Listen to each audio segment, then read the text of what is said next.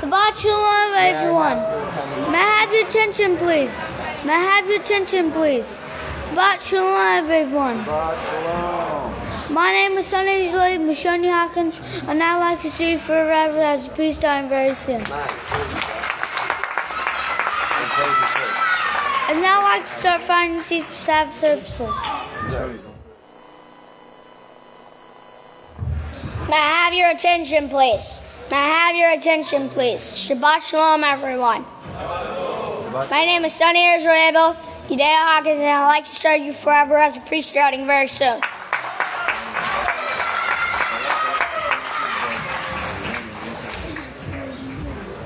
It's a privilege and honor to present to you the sons and daughters of Yisrael now entering the sanctuary.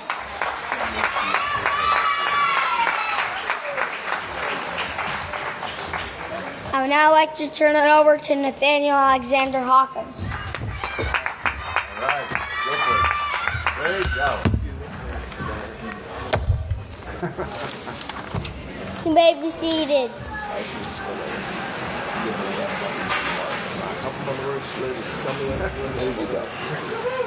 Shabbat Shalom, everyone. May the peace of Yahweh. May the peace of Yahweh be with each and every one of you. The title of my speech is The Laws of Righteousness Are Laws of Hell. Go ahead. Yahweh gave us laws to keep us safe. If we keep Yahweh's laws, we can stay healthy. Yahweh has kingdoms of microorganisms that work together to help us, but they need clean foods to stay healthy. If we take care of the microbes, they will take care of us. If we eat unclean foods, they can be hurt, and then they can't do their jobs. Yahweh tells us which food to eat and not eat. In both Leviticus chapter 11 and Deuteronomy chapter 14, please turn to Deuteronomy 14, 2 through 3. On page 159.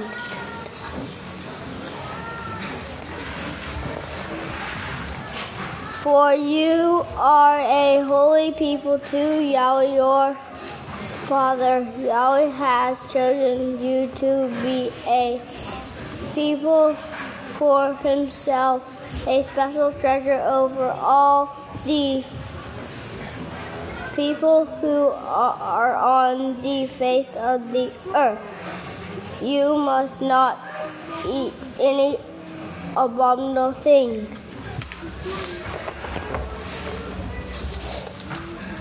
The world tries to say that pork is okay to eat if you just cook it long enough, but there are many studies that show it is not safe.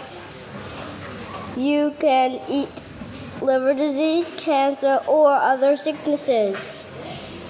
And the pig is only one of the things Yahweh says not to eat.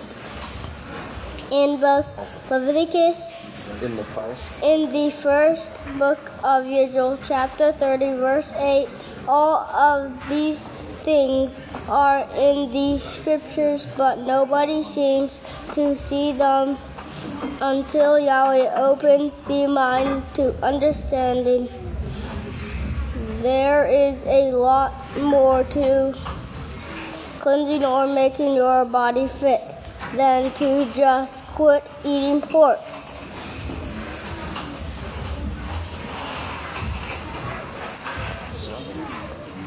That is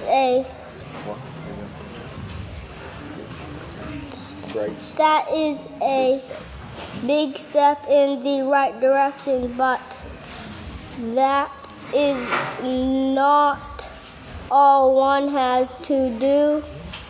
There are 613 laws there that will keep you forever alive, forever healthy, forever loving, kind, and merciful. If you will practice those laws and start keeping them, Yahweh gave us that promise.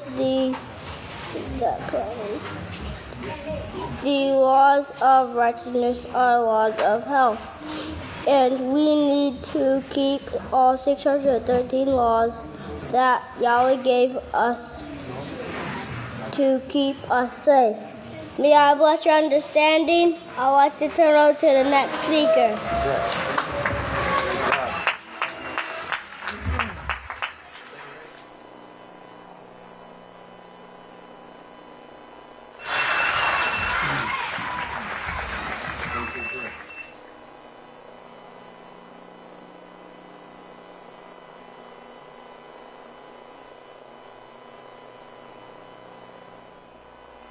For our first speaker this morning, I'd like to turn the services over to Deacon David Hawkins.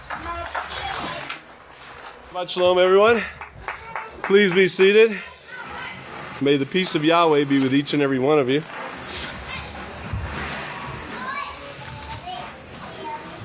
Today, let me just tell you, the past couple weeks we've been studying in the school guarding the sanctuary at all times. And this is a very interesting law because it doesn't just include, standing guard of the sanctuary, making sure that people are clean when they come in and so forth, keeping the laws. But in fact, some people may say, well, what does that have to do with me? I'm not necessarily set over that. But it has to do with everybody in the house of Yahweh. In fact, the responsibility of guarding the sanctuary begins with guarding and preserving the law of Yahweh. No unholy or profane teachings are to be allowed in whatsoever. And the truth of Yahweh is guarded against those who would bring in false doctrine when we obey and uphold the law as brought by pastor and through the priests. And, this is a full-time job. It's a full-time job for everybody to guard and uphold. So Yahweh gives us plenty of examples in the book of Yahweh of what occurs when we get lax on this law and we let sin creep in. In fact, beginning with Genesis 3.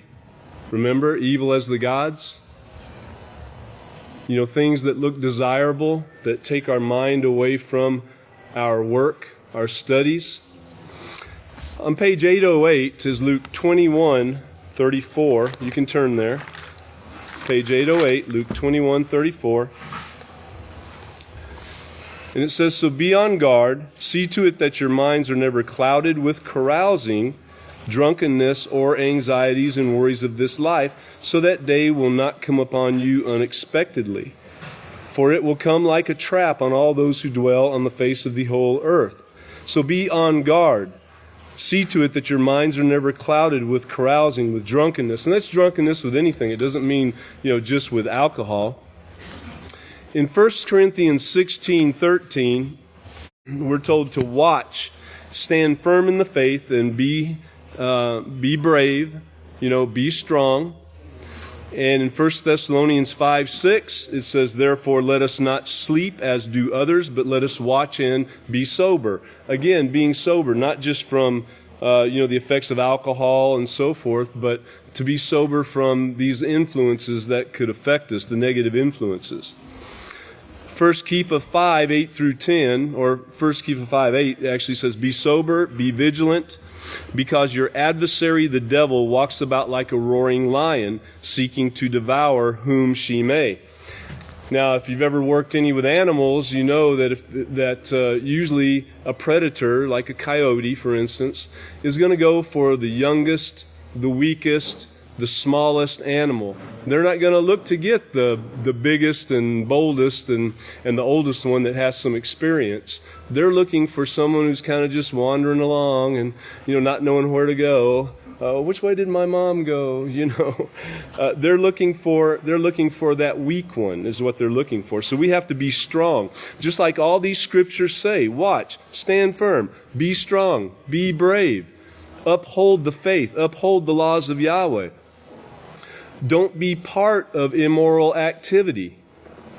Every Sabbath that comes along, you have the opportunity to practice doing these things because we should keep our conversation holy. We should be thinking about what we're saying. It should be associated with the laws of Yahweh, with guarding the sanctuary. And if someone's not doing that, you need to help them to learn to guard the sanctuary also, while guarding their mind and your mind. Guarding from these evil influence, or we can become evil as the gods, seeing that thing is desirable. You know, we're told it's going to be desirable, the evil out there. You know, just listen to what we're being told. So the Peaceful Solution Character Education Program helps us to actually learn and apply these things in our life. It's rather synergistic with the Scriptures. In chapter 2 of Building Moral Excellence, that chapter is Barriers to Developing a Positive Character. And in it, it talks a lot about the influences that are out there, negative and positive influences. I would say just about everything is an influence. Anything out there has the ability to affect the way you think, feel, or act. Whether it's something someone says, whether it's something you see, something you smell, something you hear, something somebody's doing, something you're doing. All these things have the ability to influence yourself and others. And that influencing others is something we have to be very careful about too. We don't want to be guilty of influencing someone to do evil. And then in Building Moral Excellence, Maintaining a Positive Character, chapter 3, it talks about, setting your mind in advance, being well prepared to stand, to be firm in the faith, to stand up for what is right, to stand so that we may receive our crown at the coming of Yahshua Messiah. So I'd like you to keep these things in mind as we're listening to the men today that are speaking, and because really in talking to them, I think all their sermons do revolve around this in every way. So moving on, in the workshop lessons today, let's go ahead and get our mind kind of thinking about this too. The materials are going to be the golden oil, of course, the book of Yahweh. That's where the golden oil comes from. And one of the high points in the class is that when we choose sin, we cut ourselves off from Yahweh and are more easily influenced by Satan. Remember, guard the sanctuary, guard your mind, guard everybody else. The whole world is under Satan's influence. The desire to sin is led by the God-worshiping religions. And then another point is that the Bible has the ability to teach people the reasons the world is at war with itself. So let's keep that in mind, keep these high points in mind, just think about it throughout the day a little bit until we have workshops. And then continuing on in the workshops, another high point is who will save the earth and all who repent and convert. Well, we know who that's going to be. Our sins are not forgiven until we repent and convert through the practice of righteousness. So if we're doing something wrong, it's not just about being sorry. It's about being sorry and turning away from that action, whatever it is that we may be doing. With that, if you'll all please stand. Today, the men that will be speaking, we have over 150 years combined of learning the Peaceful Solution Character Education Program, learning the way of peace, Yahweh's laws. And our first speaker, it's my great honor to present to you the great Yisrayl Hawkins.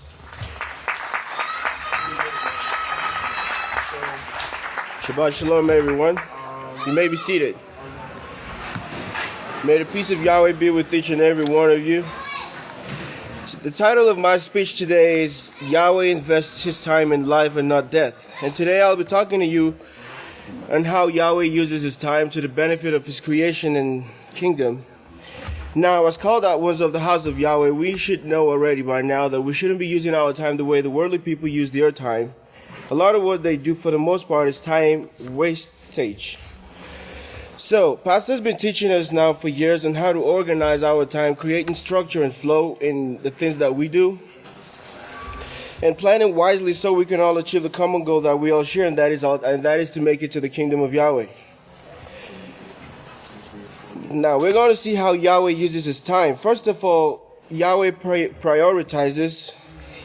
He didn't just rush to put human beings on the face of the earth just because he has a great plan for, life. He took his time, invested it in trying and testing out things. As you remember, Yahweh has a lab that he tested out things for us, and that is how Yahweh uses time. I have something here to show you. It's a live wallpaper. This is the earth. This is creation, of course, Yahweh's creation. This concerns just the earth here. There are other planets, but with specific reference to the earth. Now, this is the globe, as you all know, and there's the moon here, which Yahweh created to guide our feast days and our feast days. And then we have the earth is located in the Milky Way galaxy, as you all know, and that is the Milky Way. That is the Milky Way right here, as you can see right here, the Milky Way, and then we have the sun. The sun is over here. The sun is over here, and then these are all the planets, but they're not. I mean, the reference here is for the earth alone. So, first of all, I'd like to go on and say Yahweh is not affected by time. He doesn't have a set time period for him to die or for him to... He's not affected by time. There's no saying when Yahweh was created because he's not a created being. So, he's not someone that... Okay, you'll say time caught up with Yahweh and he couldn't go ahead and do things. He doesn't run out of time, but he's always on point. My first scripture here will be Genesis chapter 1, verse 1. If you'll write for your notes. In the beginning, Yahweh created the heavens and the earth. Now the earth became without form and empty, and darkness was upon the face of the earth, of the deep, which is talking about sin. But like I showed you in this wallpaper here, this is the earth that Yahweh created. He invested time. We are on the surface of the earth. Yahweh did not put us inside for a reason, and you all know the reason. But before he could come to this, he tried and tested out things, because Yahweh is a being that he's very interested in learning. As we all know, Yahweh is still learning. He likes going through the process of learning. Now, this scripture shows us how Yahweh uses his time. The first thing, like I said, is he prioritizes. He takes care of the most important tasks first. Now, he did not create beings who will come on the earth and waste their time, really, but the world does that, and that's what Satan has gotten the whole world to do. He created beings who would be just like him through a process. It's not instant mankind, like the world today has instant coffee. It was a planned out mankind. Now, you remember Yahweh has a lab, like I mentioned, which, you see the body works in a special way. Your eyes are not just working just like that. Yahweh put things in them that will make you work, and he commanded that you put certain things in your body that will keep your eyes working and functioning properly. Think about the amount of respect or care and concern that Yahweh has shown us that has shown towards us now. The way your heart beats, you don't make an effort to make your heart beat. That would be a full-time job if you had to literally make your heart beat. That's a full-time job in itself. You don't have time to do the work of Yahweh. Yahweh takes care of that and said, let's move on. The digestion of food. All you do is just eat your food, and it takes care of itself. The way you breathe, the breathing while you're sleeping and the blinking of the eyes, these are actions that we do not consciously control. And we should appreciate Yahweh for all these things, right? Praise Yahweh. Yahweh worked 6 days. Yahweh worked 6 days in getting this whole stuff for us to where it'll be comfortable. And he saw that it was right. He saw that it was right, meaning that he has seen that all he has done can now support his plan for life. I'd like you to turn over with me to the book of Romans chapter 8. The book of Romans chapter 8, verses 19 through 21. Okay, I'll go ahead and read. For the earnest expectation of creation waits for the revealing of the sons of Yahweh. And that's you sitting right here and those who are listening to us all over the world, members of the house of Yahweh. For the creation was made subject to emptiness, that is the carnal mind, not willingly, but by the will of him who subjected it in hope.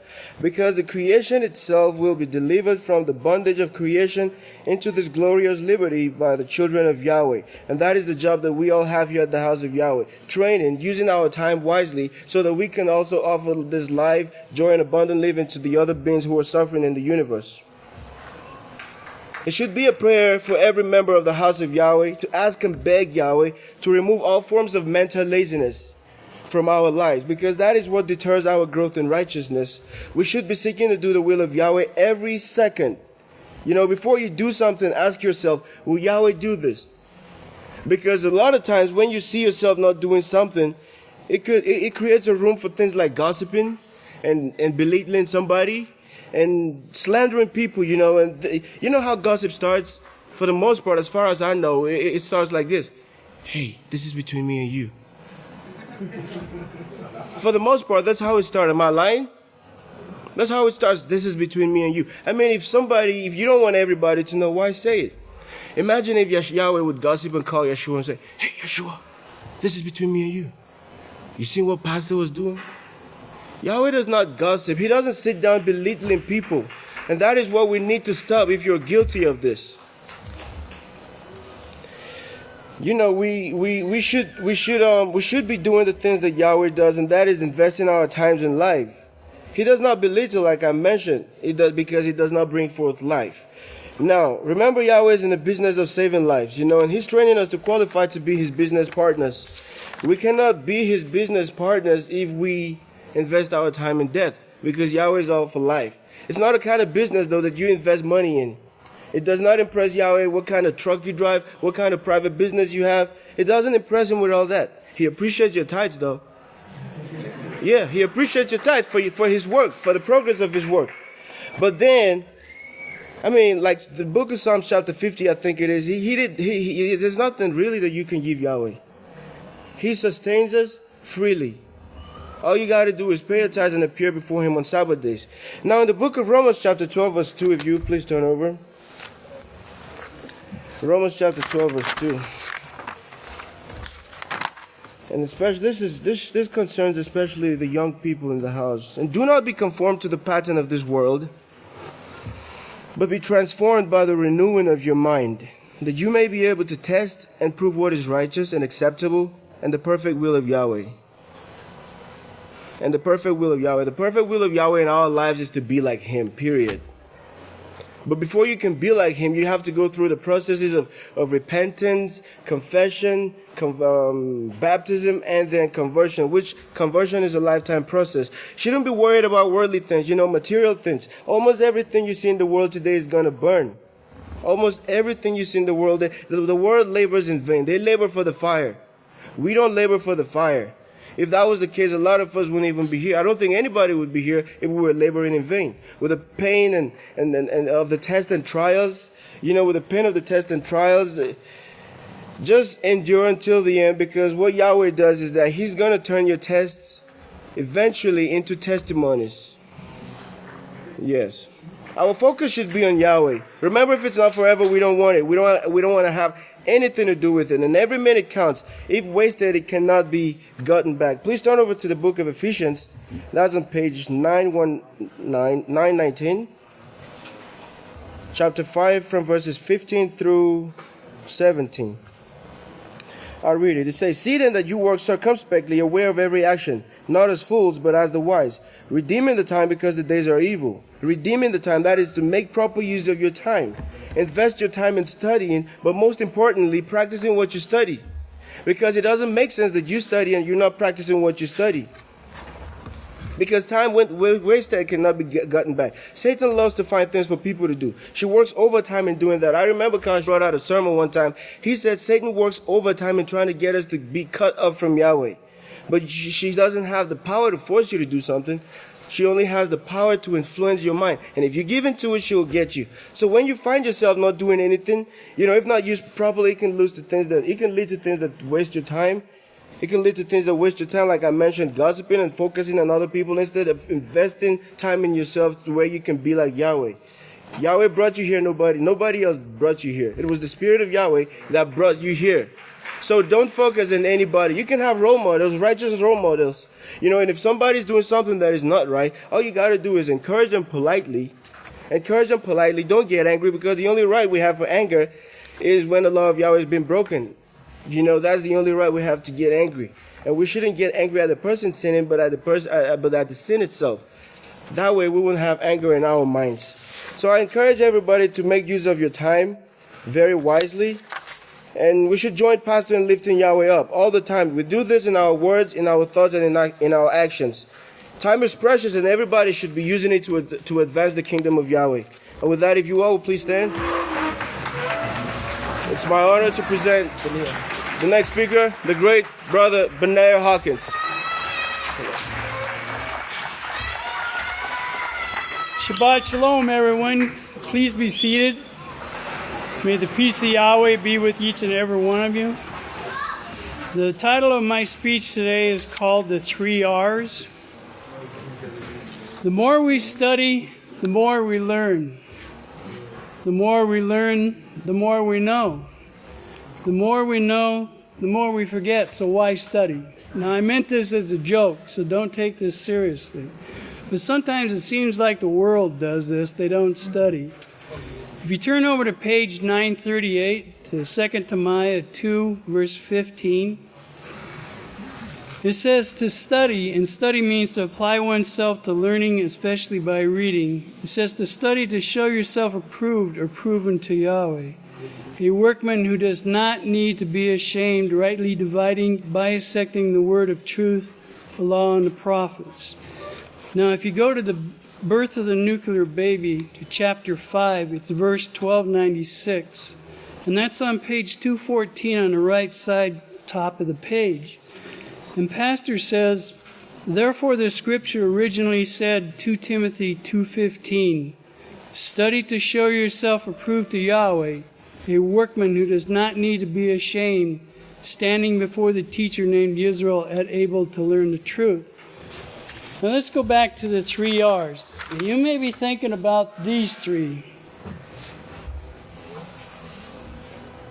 which is reading, writing, and arithmetic, and I kind of okified it a little bit so I could understand it.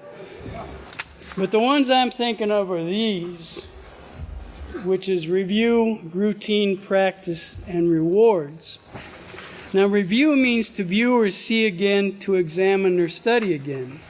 And when we review, we are studying our notes, the Book of Yahweh, the Peaceful Solution books, the books of Israel, Mark of the Beast books, the Nuclear Baby book, and so on.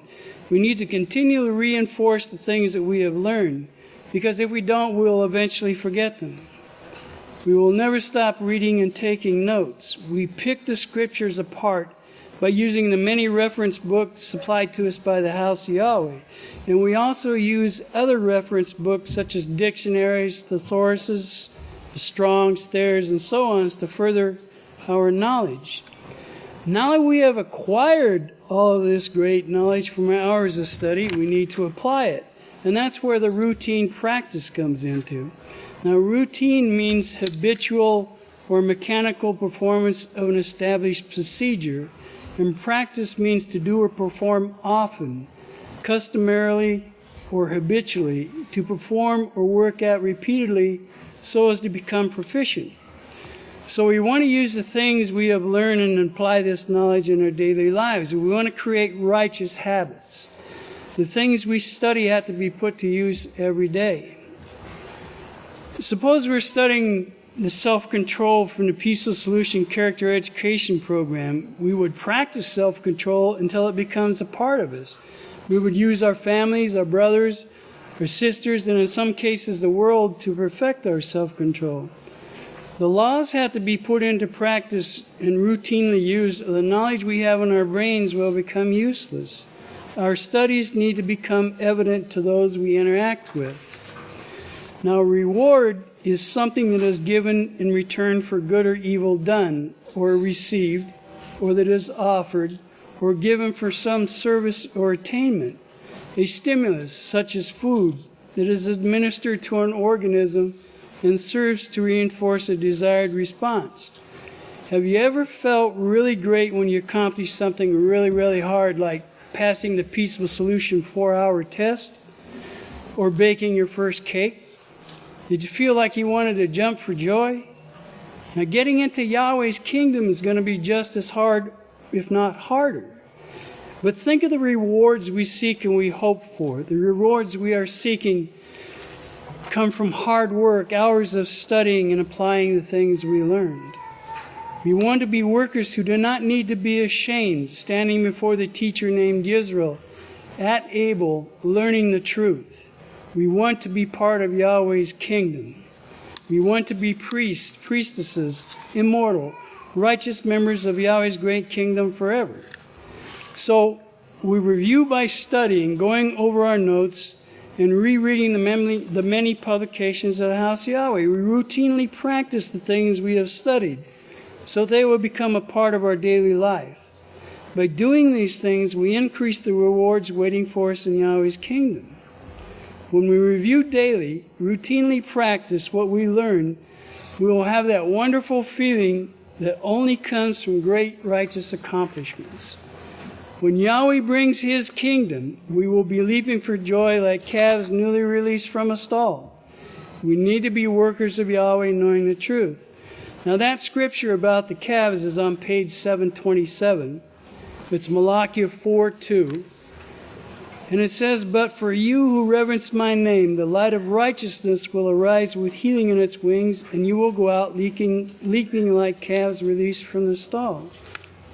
Now if you turn over to page 162, that's Deuteronomy 17, verses 18 and 19. If you look over in the margin at R1, it says the king is to carry a copy of the book of Yahweh wherever he goes.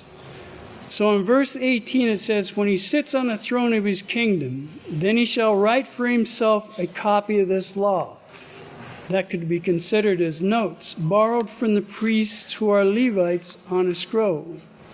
And 19 it says, "It is to remain with him, and he is to study it all the days of his life, so he may learn to reverence Yahweh his Father by carefully observing all the words of the law and these statutes." If this is required of a king, what is required of us? The same thing.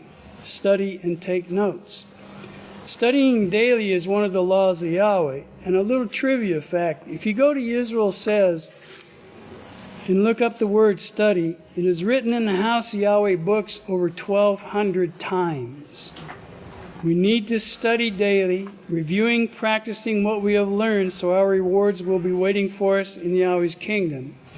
And for my last scripture, go to page 152.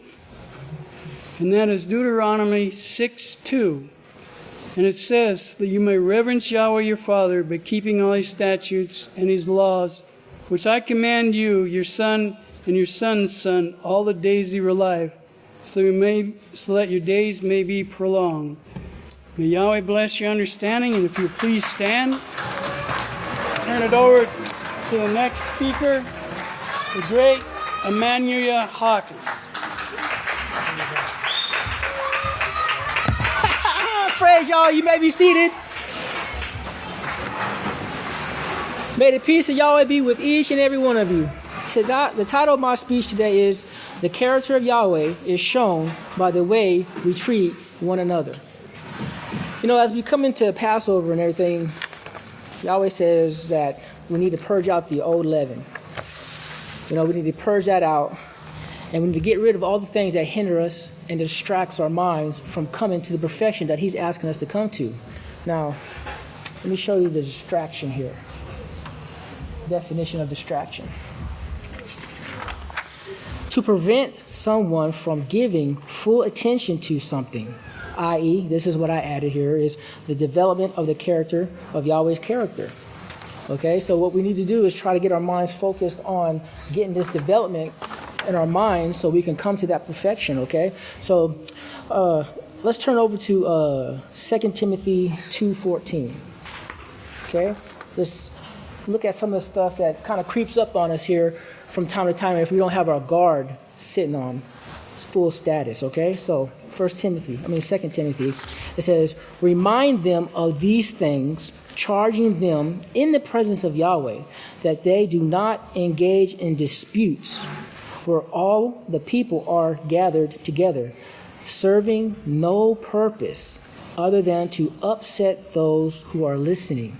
So kind of building a foundation here of what I want to talk about today, okay? These disputes, the arguments, the words of battle between all of us, when we're all trying to come to perfection. I want to really keep that in your mind, okay? Please keep that in your mind, because it gets real hectic sometimes. Let's turn over to Romans chapter 14:1, okay?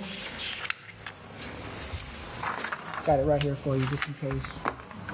Okay? Romans 14:1. Accept one who is weak in the faith. Accept him, but not if he wants to argue and dispute. Not if he wants to argue and dispute, okay? Accept him, but not if he wants to argue and dispute. 2 Timothy 2:24 and 26.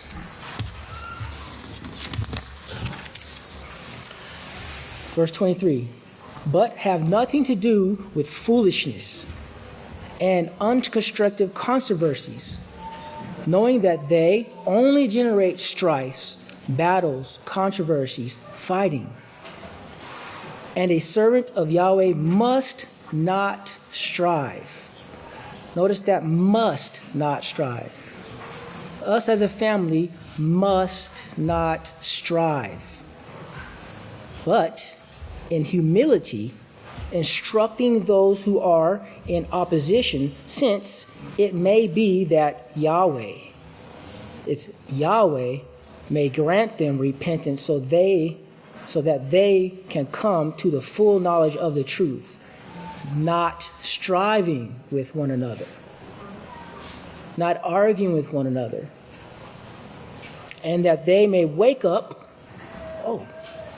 and stop being deceived about the snares of the devil, who has taken them captive to do her will. Those who strive with one another. Those who strive with one another, right? This word strive, let's have a look at that. It's word 3163.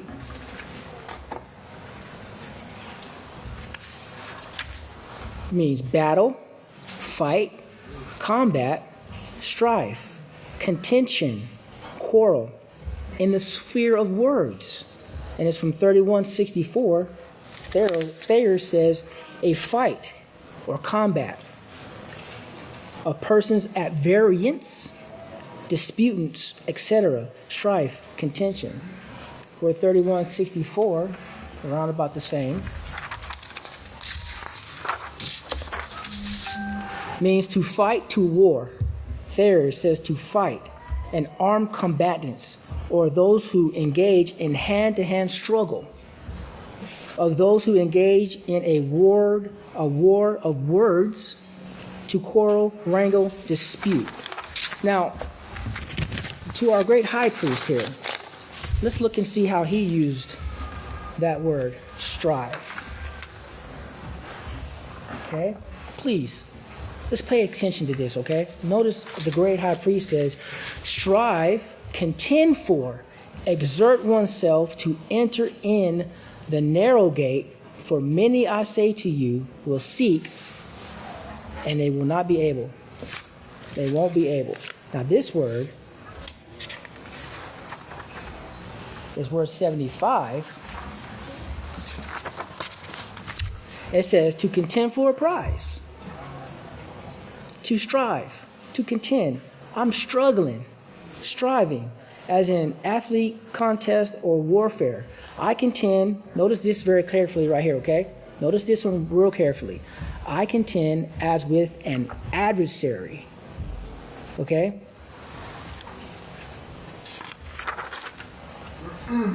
First Kepha 5:8. Be sober and vigilant, because your adversary, The devil walks about like a roaring lion, seeking whom she may devour. So that means right there, that shows you who the enemy is, right? It's not the one sitting next to you. It's not the one sitting next to you. We wrestle not with flesh and blood, but we're wrestling with the adversary, Satan. As you heard just a minute ago, works overtime to put a rift in us who are here to develop the character. Yahweh's character is not this. It's not striving against you, me. It's not that. It's working with us, being patient with us when we stumble, when we fall, when we bicker with one another. He's very patient, tolerant. They're going to come to perfection. Remember, Yahweh says we will come to perfection. Praise Yahweh. We are going to, no matter what it takes. So how about be vulnerable to this? Like the great Khan said, be vulnerable. Put yourself out there. Put yourself out there, because sometimes what we have to do to avoid strife, we got to humble ourselves down. Hard. Especially when we think we're right. And that's one of the hardest things. When we think we're right, we have something to stand on, then we buff up here a little bit. Remember, de-escalate the problem however you need to. And that is, okay, however you want to do it. No problem. Keep that in mind. Got to keep that in mind. Because, like I was talking to a great deacon here just before we spoke, when we go out to the universe and when we have the 2 billion coming in and they see us bickering and fighting, what kind of work are we going to be able to get done out of that? Oh, this ain't the place. Let's go down the road here. Maybe it's down there. No, it's here. We're all overcoming. Yes, we know that. You know, Yahweh gives us the power.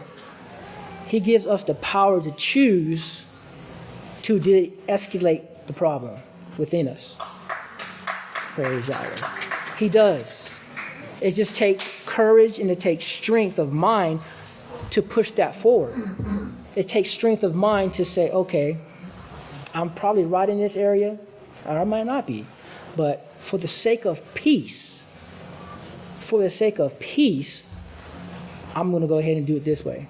Because I want to develop that character, and I want Yahweh to trust me. And that's what a lot of it is about, too. It's about trust. Can Yahweh trust us with this knowledge that He wants us to have? He's preparing us for that knowledge. Develop the character first, so we can prove to Him that we will have this knowledge and we will use it wisely. That's what we're doing here. We can't lose focus of that just because my brother or my sister over here is getting on me, getting mad at me. You know, I walk by, bing, flip my heart, bing, get all upset, bing, ring. You know, keep in mind that these things right here is what we have to go through. We have to go through this right here. Now, let's see.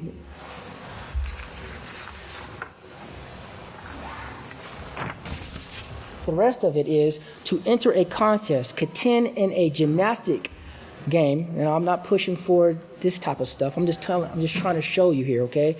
To contend with adversaries, fight metaphorically.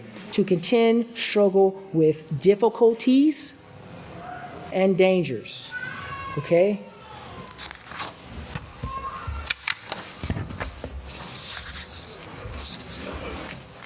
Now,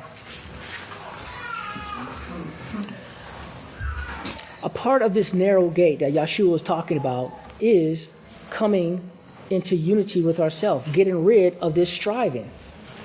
That's a lot of it, okay? So that also includes those who we have a disagreement with. You know,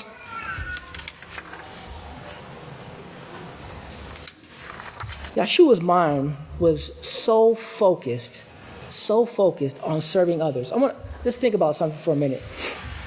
At what point did Yahshua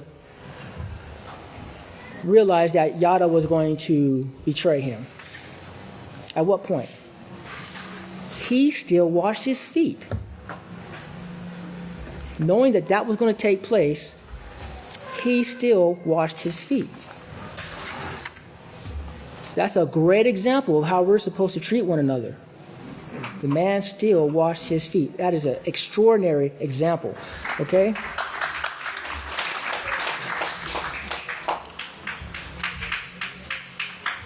Philippians 2, 5 through 7. Let this mind be in you, which was also in Yeshua, who being in the form of Yahweh, did not think it was something to be seized upon to be equal to Yahweh, but abased himself, taking the form of a servant, made like men, being born. For my last scripture, okay? Deuteronomy 32:47. These are not just idle words that I'm talking to you. These laws mean life to you. And by them you shall prolong your days in the land which you are crossing the Jordan to possess. Okay? These are not just idle words that you go ahead and, just because men's days here and pastor's not speaking, you go on and forget about him. Or your sisters are speaking and everything like that. Oh, pastor's speaking. No, he's not speaking and everything like that, so I don't have to listen to that. These are not idle words that come through Yahweh's house, okay? You've got to keep them in mind. All right, brothers and sisters, if you would please stand. I'd like to turn it over to the great Kohan, Yisrayl Hawkins. Praise Yahweh.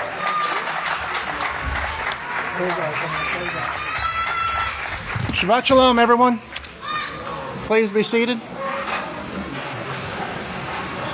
May the peace of Yahweh be with each and every one of you. We're hearing a lot today about proper time utilization, right?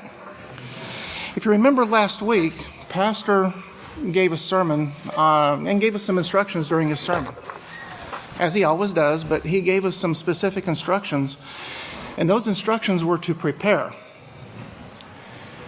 And he clarified that, and he said, prepare as were shown in the scripture. So if you remember, the scripture he showed us was in 2 Kepha chapter 3, verses 10 through 13. Let's turn there real quick, and we'll cover that. In 2 Kepha chapter 3, verse 10 through 13 on page 963. And he shows here, it says, but the day of Yahweh will come as a thief in the night, in which the heavens will pass away with a great noise, and the elements will melt with fervent heat, and both the earth and the works that are in it will be burned up. Everything that we see, all of these physical things around, they are going to be burned up. In verse 11 it shows, since all of these things then will be dissolved, what manner of persons ought you to be? Notice, in holy conduct and righteousness. Brothers and sisters, what do we take with us in the end? Are we taking fancy cars? Are we taking fancy computers? Are we taking worldly possessions? What are we taking with us when we go? We're taking our character. We're taking what we choose to put within us. We're choosing what we're putting we're going to be taking with us what it is that we choose to become. Whether it's righteous, as Yahweh wants us to be, or whether it's evil like the gods, as Satan wants. But Pastor is emphasizing to get our minds on Yahweh by putting in as much time studying as we can. To fill our minds with as much righteousness as we can. Which leads me to the title of the speech today, which is Preparation. It's a necessity, absolute necessity for endurance. Turn back to page 953 and let's take a look at Jacob chapter 1. Let's take a look at Jacob chapter 1 and let's take a look at verses 2 through 4. My brothers and sisters, count it all joy when you fall into various temptations or various trials, knowing that the testing of your faith develops endurance, that these things that we go through, they develop endurance. And notice verse 4 here, it says, and let endurance have its perfect work. that you may become perfect and complete and lacking nothing. So keep that in mind, especially verse 4. Let endurance have its perfect work. Keep that in mind as we take a look once again at the word endure. Okay? The word endure, it means to continue in the same state. It means to last. It's not temporary, but it's lasting. It means to remain firm under suffering without yielding, or remain firm through whatever it is that we're going through. But to do that without yielding. Now, in Matthew chapter 13 on page 740, you can kind of hold your place there. We're going to be coming back to Jacob chapter 1. But in Matthew chapter 13, I want to take a look at the parable of the sower. Matthew chapter 13, I just want to take a look here at one part of this parable of the sower. We're going to look at verses 20 and 21. And it says here, as for what was sown in the stony places, is the same person is he who hears the word, that is the law and the prophets, and at once receives it with joy. We're so joyful. We're so glad that we found the truth. We're so glad we found Yahweh's house. Finally, we found this. But since he has no root in himself, he endures only for a little while. For when tribulation and persecution arise because of the word, that is the law and the prophets, he's immediately offended. Now, we'll think about that. How long did Yeshua say? How long did they endure? Shows they endured for a little while. How long, brothers and sisters, is a little while in the eyes of Yahweh? How long is a little while when we're dealing with eternity? How long do we have to endure? How long do we have to continue? How long do we have to continue in the state of perfection? How long do we have to remain firm in the faith that was once and for all delivered to the saints of Yahweh? How long do we have to endure in that? Praise Yahweh, forever. It's forever. If it's not forever, we don't want it. And it's these things that's going to bring this peace. It's going to bring peace to the nations. It's going to bring peace to the universe. It's going to bring complete health. Now go back to Jacob real quick. Back to Jacob on page 953.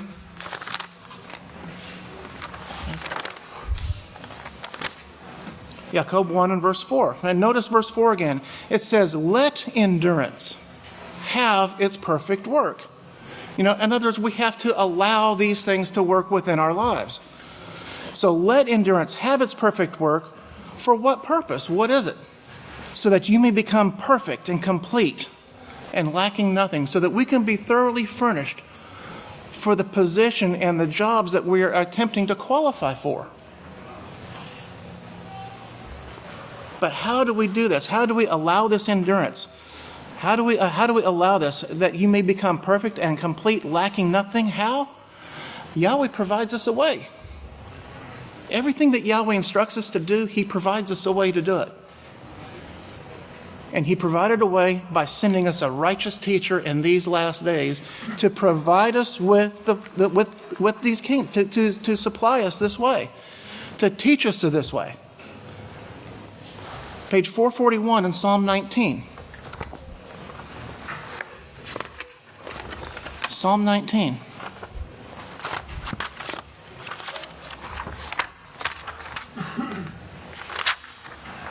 On page 441, Psalm 19. Let's start here in verse 1. Oh, if I get to the right scripture here, that was Job 19. That's not where I want to go. 18, 19.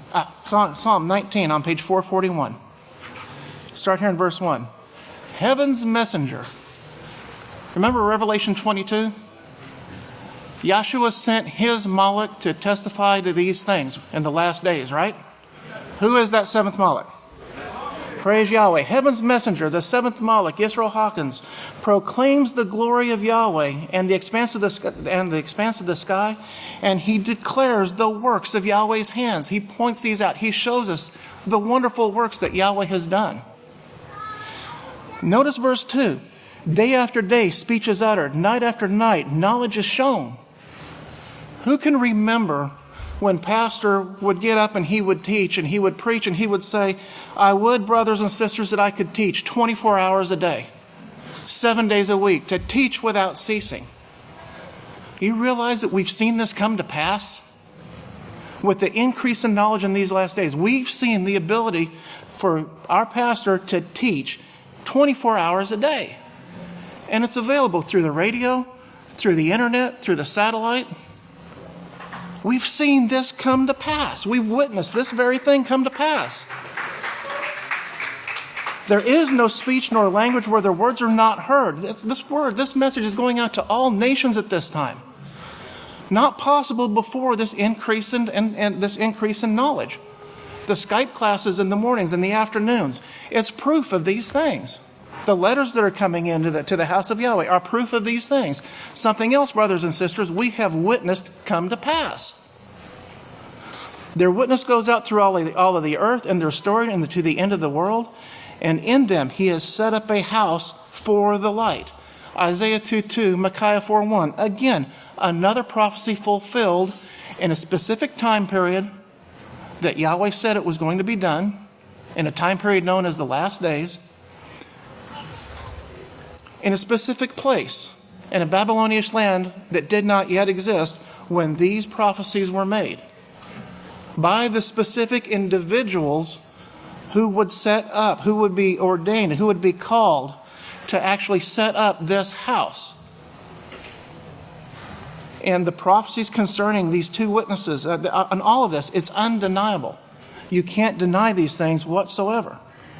Now look at verse 7. The laws of Yahweh are perfect. See, this is what is going forth. This is how this endurance takes place. This endurance having its perfect work, enduring, lasting, continuing steadfastly in this conversion process of practicing the laws of Yahweh. The laws of Yahweh are perfect. They will convert the whole person if we will apply them and if we continue to use them in our lives. The testimony of Yahweh is sure, making the simple ones wise.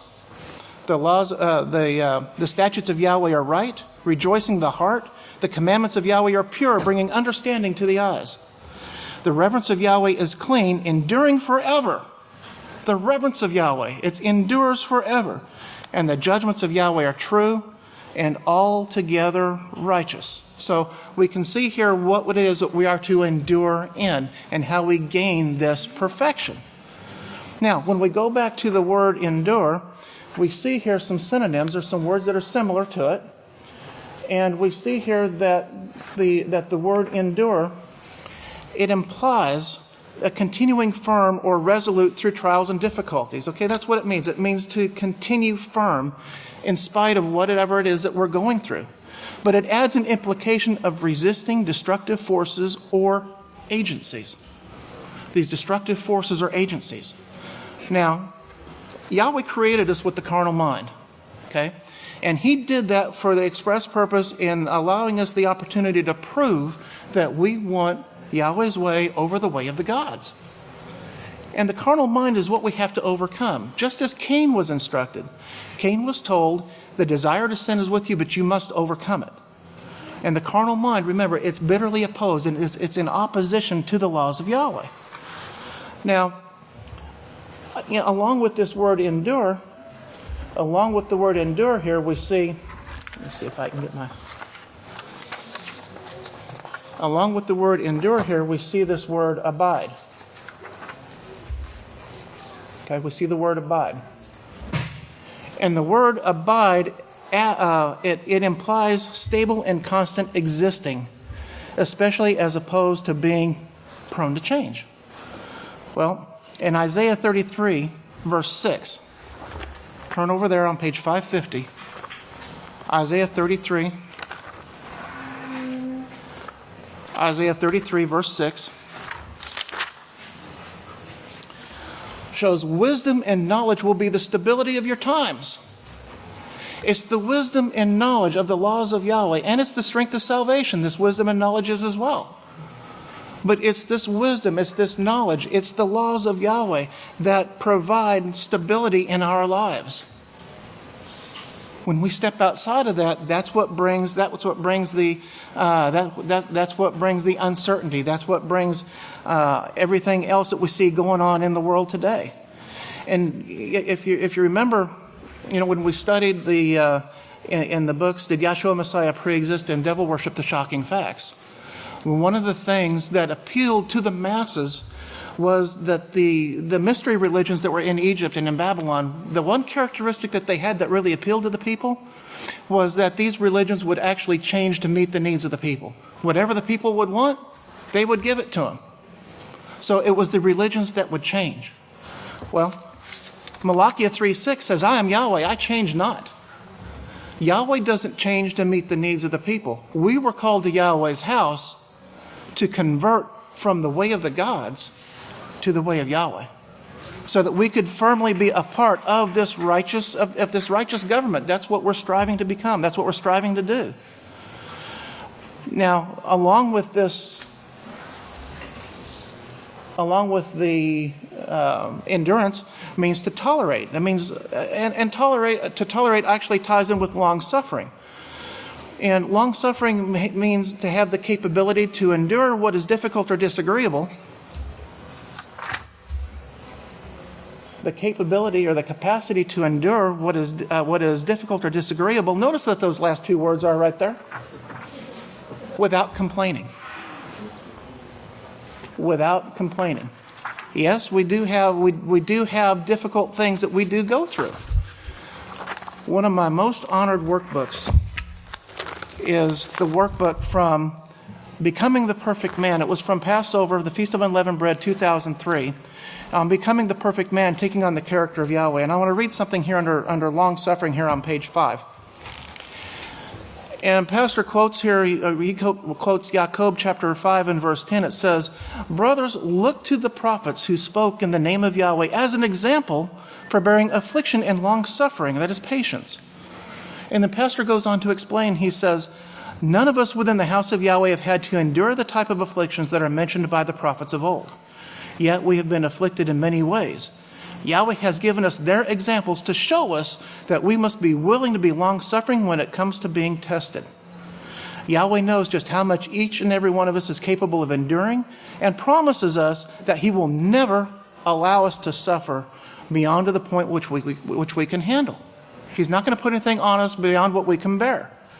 We must also remember that the tests come in order for Yahweh to know our hearts and to know how we will handle situations. He will prove our hearts if we are willing to allow Him and if we do not harden our hearts against Him. If we desire to use the powers of the subconscious mind, as our pastor and overseer has taught us, then we will have to learn to control our conscious mind before we are ever given the use of our subconscious mind. This is how Yahweh will know whether we are men and women after His own heart. As members of Yahweh's house, we must remember that Yahweh is in complete control of His plan. Brothers and sisters, we can never, ever forget that Yahweh is in complete control of His plan. We've got examples here. In one of the other words here that is mentioned about endurance is to stand. And stand emphasizes even more strongly than endurance, but even more strongly to the ability to bear without discomposure or flinching. And basically that discomposure or flinching means to show without distress or without concern.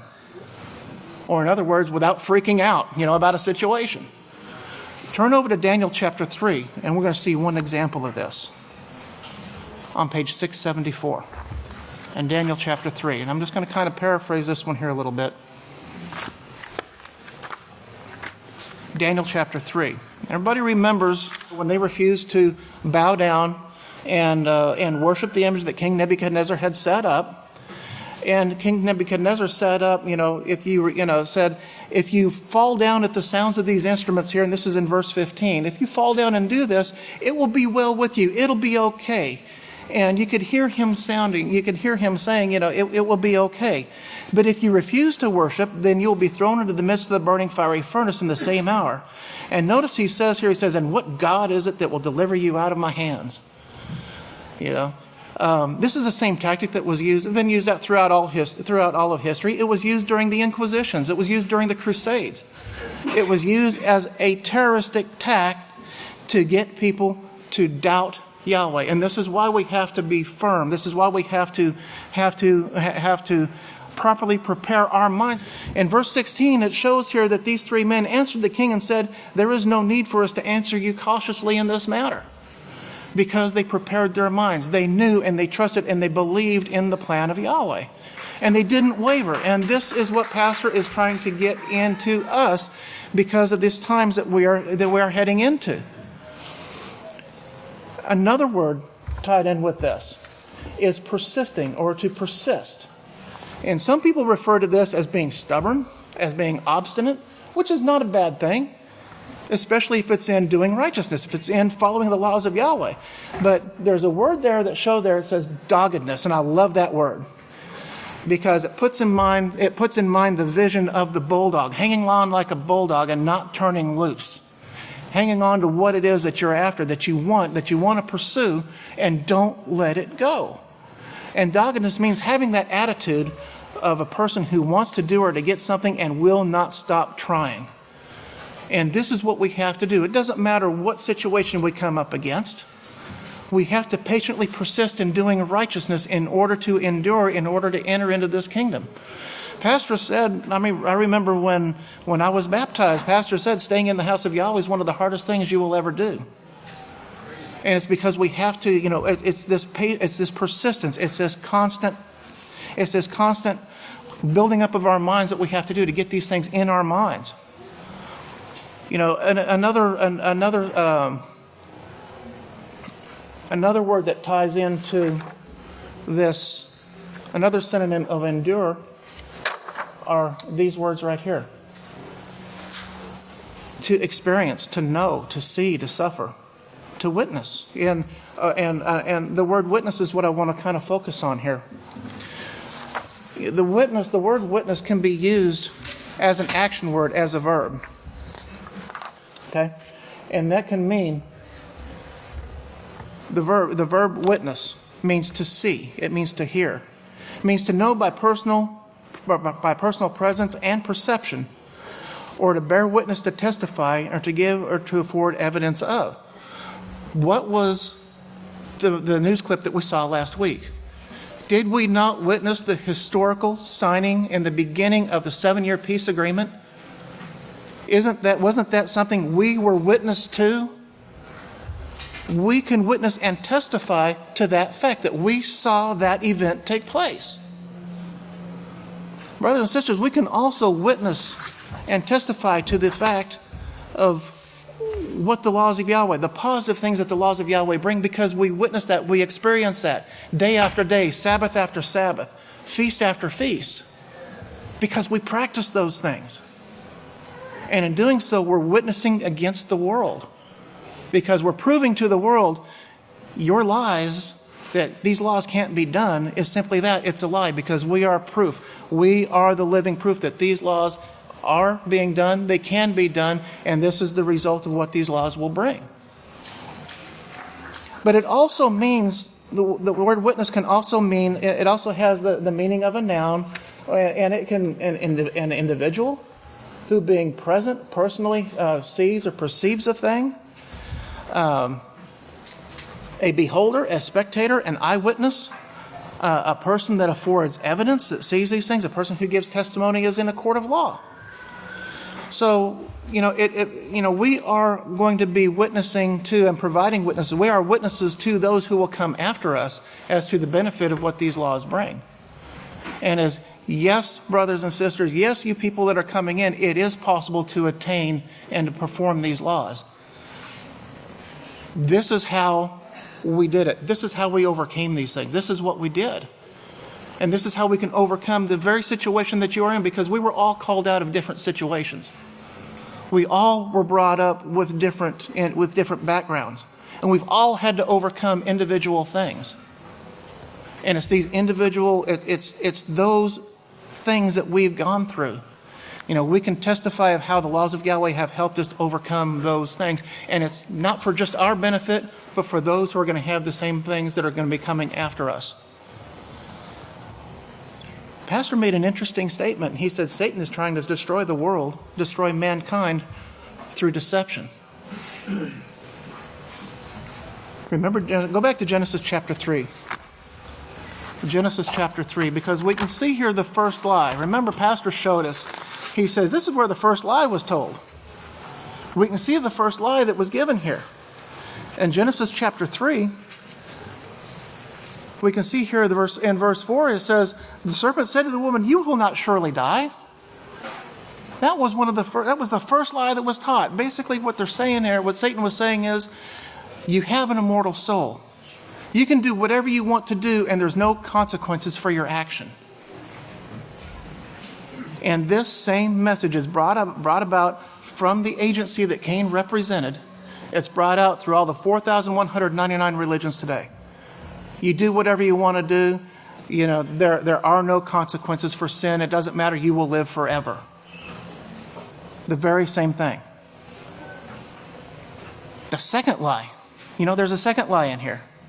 In verse 5, for he knows that in the day that you eat of it, your eyes will be opened, and you will be as gods, knowing righteousness and evil. You know, there's a lie in there. And that lie in there, Satan convinced Eve that she needed to experience firsthand for herself to taste the way of the life that of being like the gods is. You want to prove Yahweh? You need to partake in this forbidden way and prove Yahweh. See, not only is that a lie there, but it's also a twisting of the scriptures. It's also a twisting of what Yahweh says. You know, Pastor has told us that experience is not the best teacher. Experience is the worst possible teacher there is. The best teacher is believing in what the scriptures tell us. That is the absolute best scripture there is. And you young men and young women who have never had to endure and experience what it's like to be out in the world, you don't realize how blessed you are. Because Satan is seeking to destroy you, to cut you off from the tree of life. Because when you go out and you experience that way, you're cut off. You're cut off from the source of life. It's just like these stupid trees that they're being put up in all the houses around this time of year. They go out and they cut this tree out, and as soon as they cut that tree off from the roots, what takes place with that tree? What does it do? It begins to die. And what do? What do the people try to do? Hide the fact that it's dying? Oh, they deck it with silver and gold. Man, they may have you try to go out. Look at all these fancy clothes you can get. You can do all of these things. You can hide yourself in fancy jewelry, fancy clothes, whatever it is. Women, what is it that they can have you do? Oh, we can put on this jewelry, have all this makeup, to put all this stuff on. What's it doing?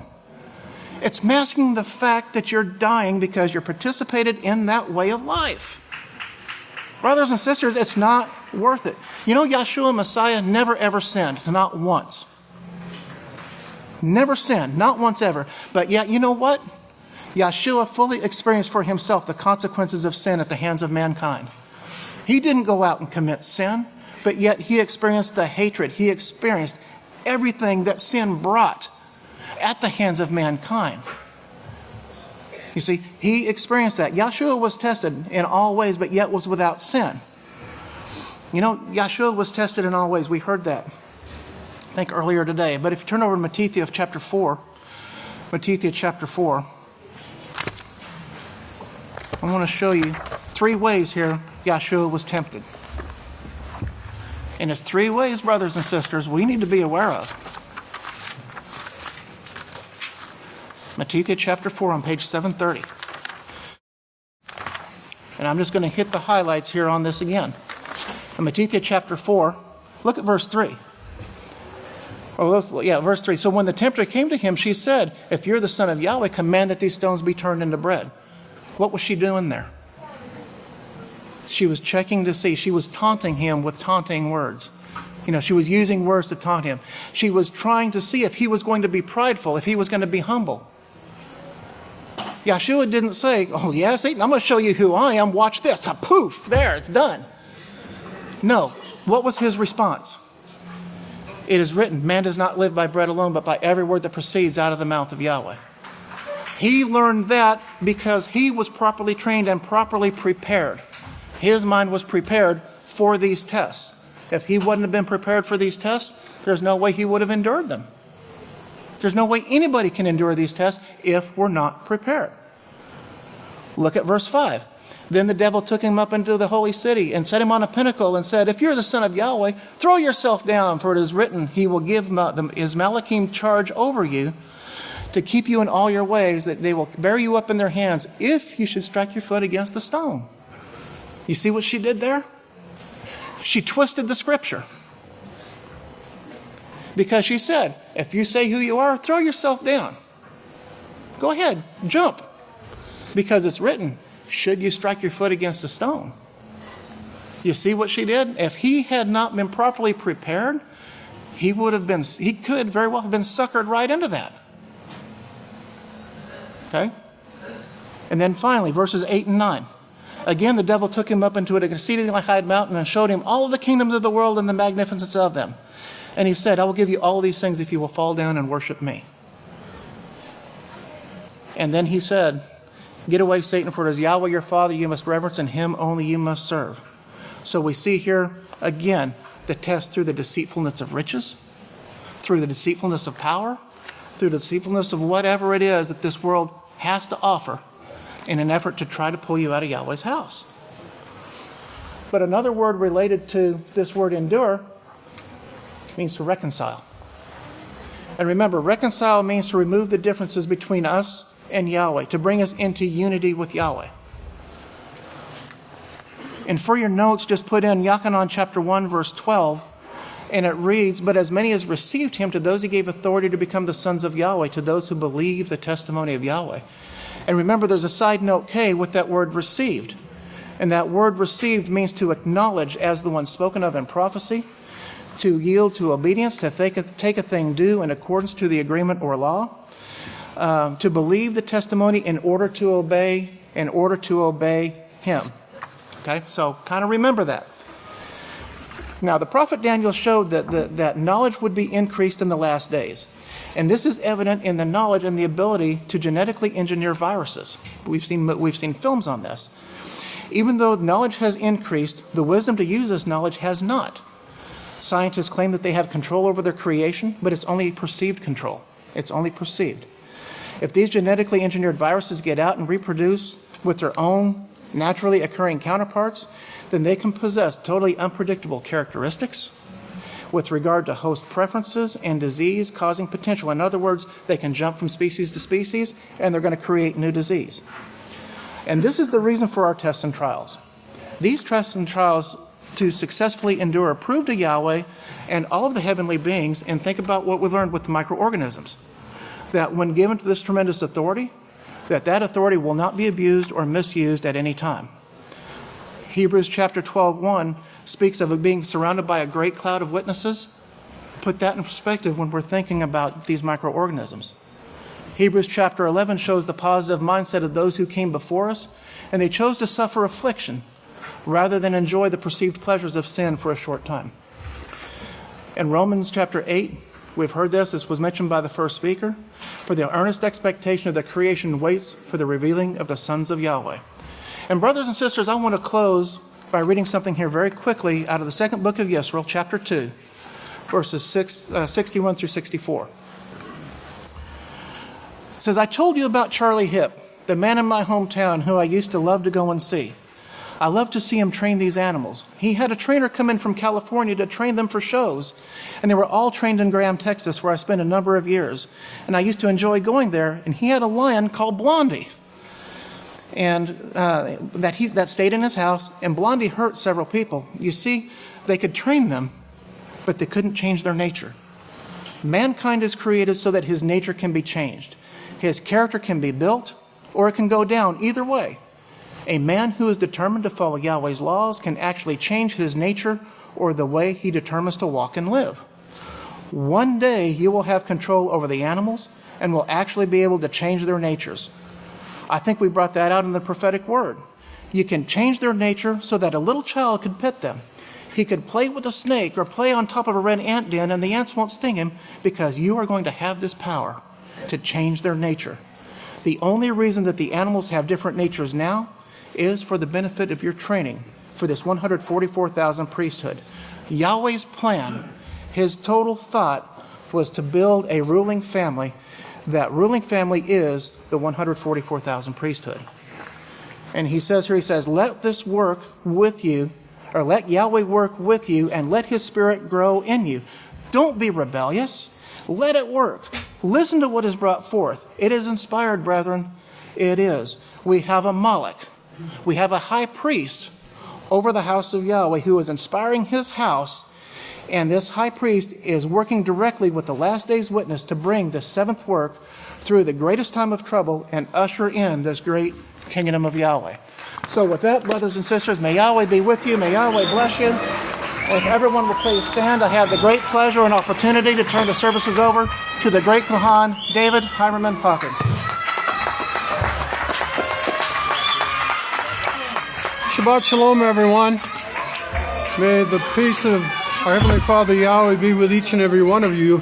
You may be seated. It is an honor and a privilege to address the called out ones of the house of Yahweh.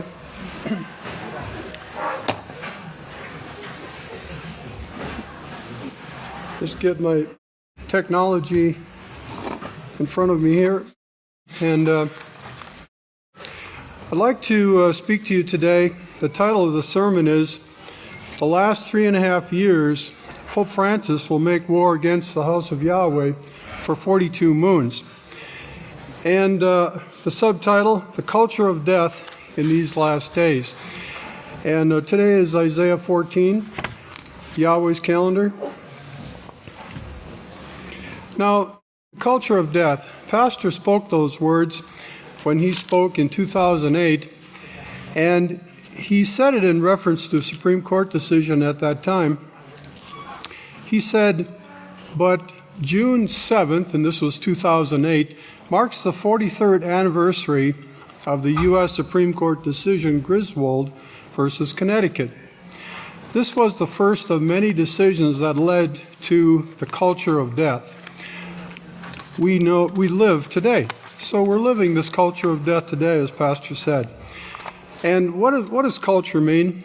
I looked up the definition of the word culture from the Merriam-Webster dictionary, and it says the characteristic features of everyday existence, a way of life.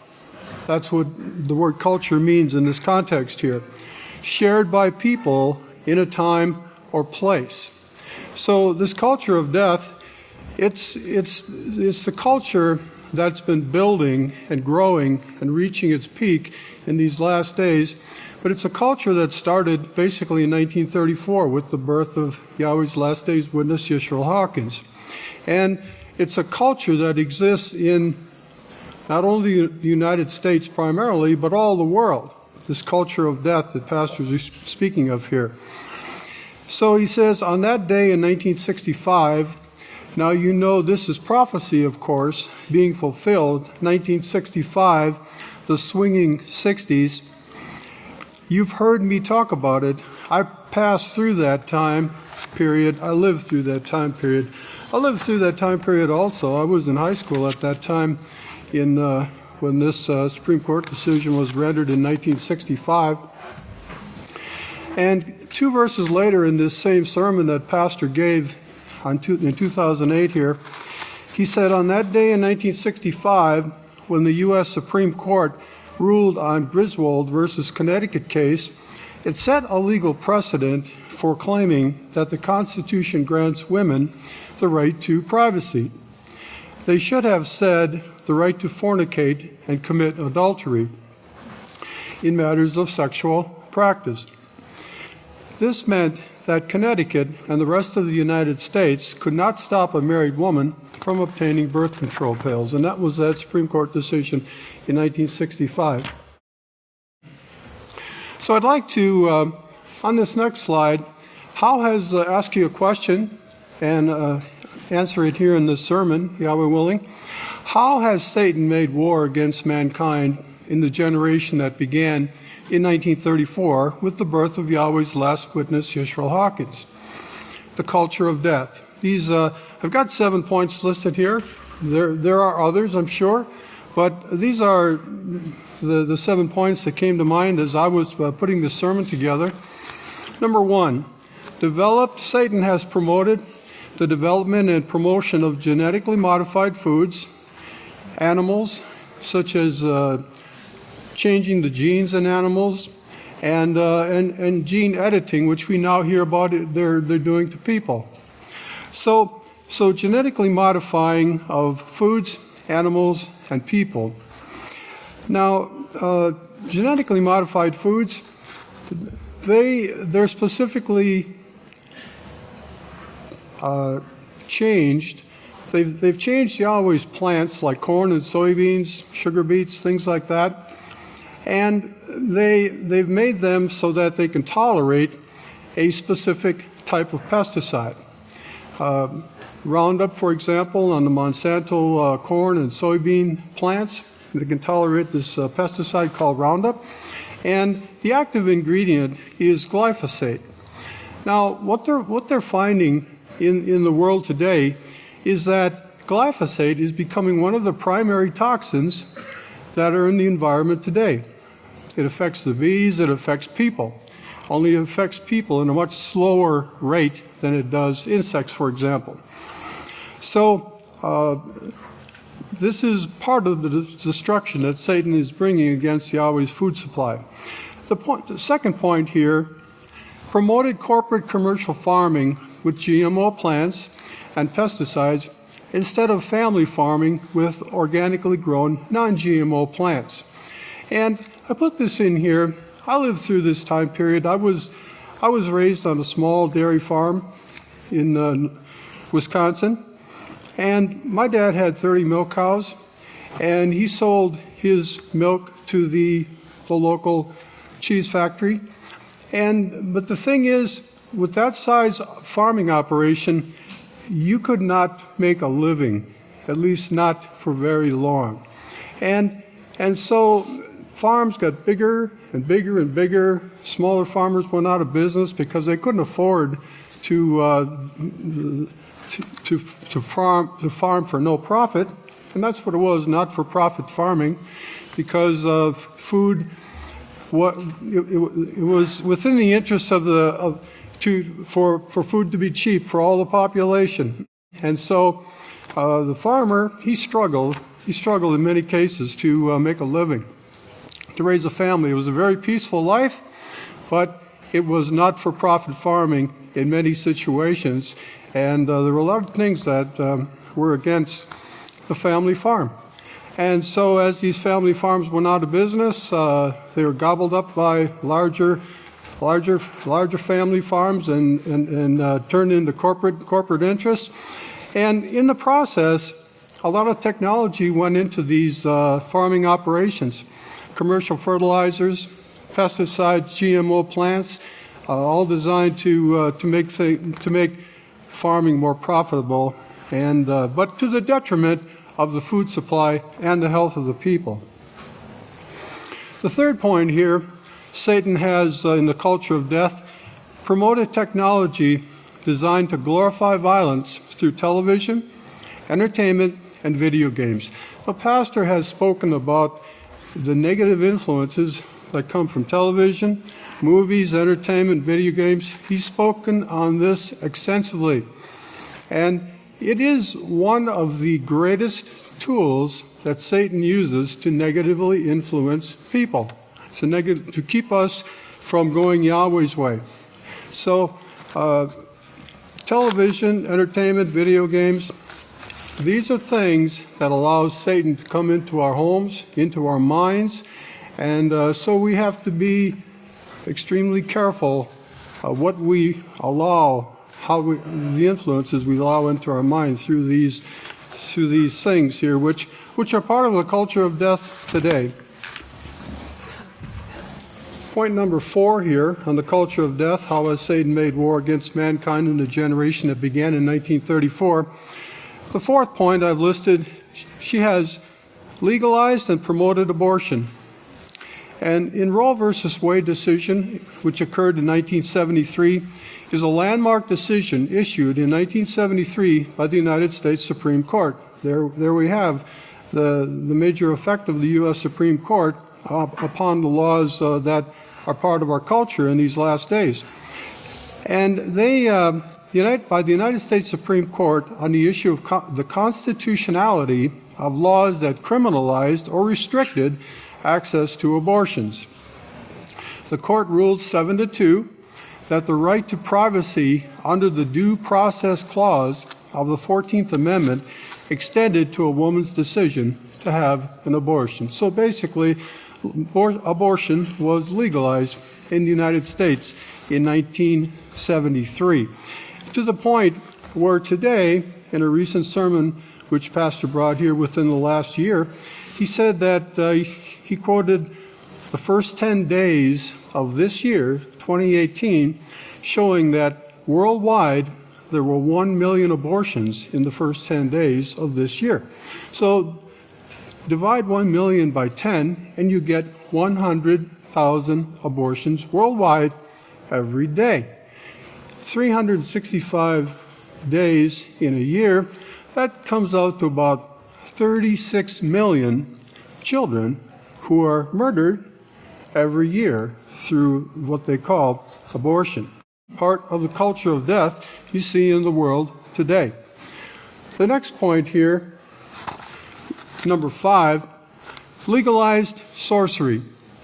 Through the overuse and abuse, I might add, of prescription drugs, you see all the overdose-related deaths in the country today. So legalized sorcery through the overuse and abuse of prescription drugs for people and animals. Now in animals, antibiotics are fed to animals many times to keep the healthy animals from getting sick and the sick animals from getting sicker. And also, as part of this legalized sorcery, the legalization of marijuana. Something that will affect our minds in a negative way, and end result being to making it harder for a person to find Yahweh in their lives. So, legalized sorcery, part of the culture of death that we see in the world today. The 6th point here on this sheet here, if you can see it on your screen, the bottom part here, the legalization of homosexuality, sodomy. Now I'm going to leave that right there right now, but I will cover it later on in the sermon in a little more detail. I'd like to go on to the 4th point, which is, how has Satan made war against mankind in this generation since 1934? And the 7th one, warfare. Nation against nation. Kingdom against kingdom. Warfare. Now, the first major war after the birth of the witness was World War II. Germany teamed up with Italy in Europe to start taking over countries. And in the Pacific, it was Japan, the Empire of Japan, started expanding their territory. And so from basically 1939 to 1945, you had what history records, a military conflict where an estimated 85 million people were killed as a direct result of this war. 85 million people. Think of those totals in your mind, and it's mind-boggling. 85 million people perished, which was about 3% of the 1940 world population of 2.3 billion. Now, World War II military deaths, now these were people who knew how to defend themselves, they knew how to fight, they were trained. Military deaths during World War II, 25 million. These were people who knew how to defend themselves and fight. The next war that came along after World War II was the Korean War. North Korea against South Korea. The United States and other nations went in to defend, help South Korea. And when they started beating the North Koreans back, the Chinese sent 1 million military volunteers, they called it at the time, to fight, to add to the fight. So in this process here, which we see the remnants of it today in the world, this Korean situation, but as a result of the Korean War, which occurred in the 1950s, the early 1950s, nearly 5 million people died. More than half were Korean civilians. This rate of civilian casualties was higher than World War II or Vietnam. Almost 40,000 Americans died in action in Korea, and more than 100,000 were wounded. So continuing with nation against nation warfare, the Vietnam conflict. That was going on when I was militarily eligible. The Vietnam conflict. Casualty Analysis Systems records 58,220 U.S. military fatal casualties in Vietnam and about 150,000 wounded. But not until 1995 did Vietnam release its official estimates of war dead, and this was North Vietnam against South Vietnam, with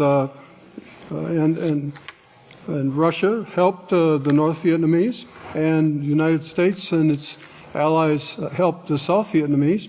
So not until 1995 did Vietnam release its official estimated war dead, as many as 2 million civilians on both sides, and some 1.1 million North Vietnamese and Viet Cong fighters. The U.S. military has estimated that between 200,000 and 250,000 South Vietnamese soldiers died in the war. Now here's the total. About 3.4 million people died as a result of the Vietnamese War. Now a little more current, and there have been other wars. This is not by any means a complete list, since the witness was born in 1934, but the culture of death, warfare, nation against nation. Estimated casualties from the conflict from the war in Afghanistan is about 100,000. These are ballpark numbers, and these are deaths, not just somebody being wounded. Estimated casualties from the conflict of the war in Iraq, which was in 2003, about 1 million. Many of those Iraqi citizens. Think of the misery and the suffering that's gone on in these countries. And one that's still going on here, the last one on the list here, estimates of casualties in the conflict in the Syrian civil war is about 500,000, and climbing as we speak. So I'd like to go to Revelation 13 and read verse 1. And if you have your books of Yahweh, you'll notice on the slides I do have a page number if you want to turn to it in your book of Yahweh. So this is on page 979. It's titled The Beast from the Sea. And I stood upon the sea, the sand of the sea, and I saw a beast rise up out of the sea, and the sea representing people. You know, Yeshua spoke, and when he wrote Revelations, he was speaking in parables. He was speaking in parables, the whole thing. But you know, it's been through Yahweh's Last Days Witness that we understand what these things mean. And I stood upon the sand of the sea, and I saw a beast rise up out of the sea. This is peoples and nations, having 7 heads. Identifies here the location and the city, the 7 hills of Rome. It's speaking of the Vatican. The Holy See is their sovereign name. And 10 horns, religious powers, and upon his head 10 crowns.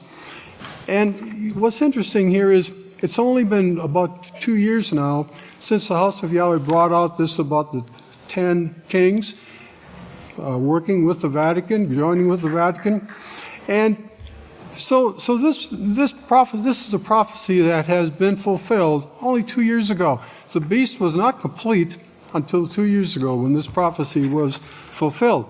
So, and upon his head 10 horns, and upon his heads the names of blasphemy, which is the breaking of Yahweh's laws, the changing of the laws. And this is the current state of the Vatican at this very time. And the beast which I saw was similar to a leopard. Now these animals, these creatures that are being described here, They're characteristics. I look upon them as characteristics of this features, of this beastly system.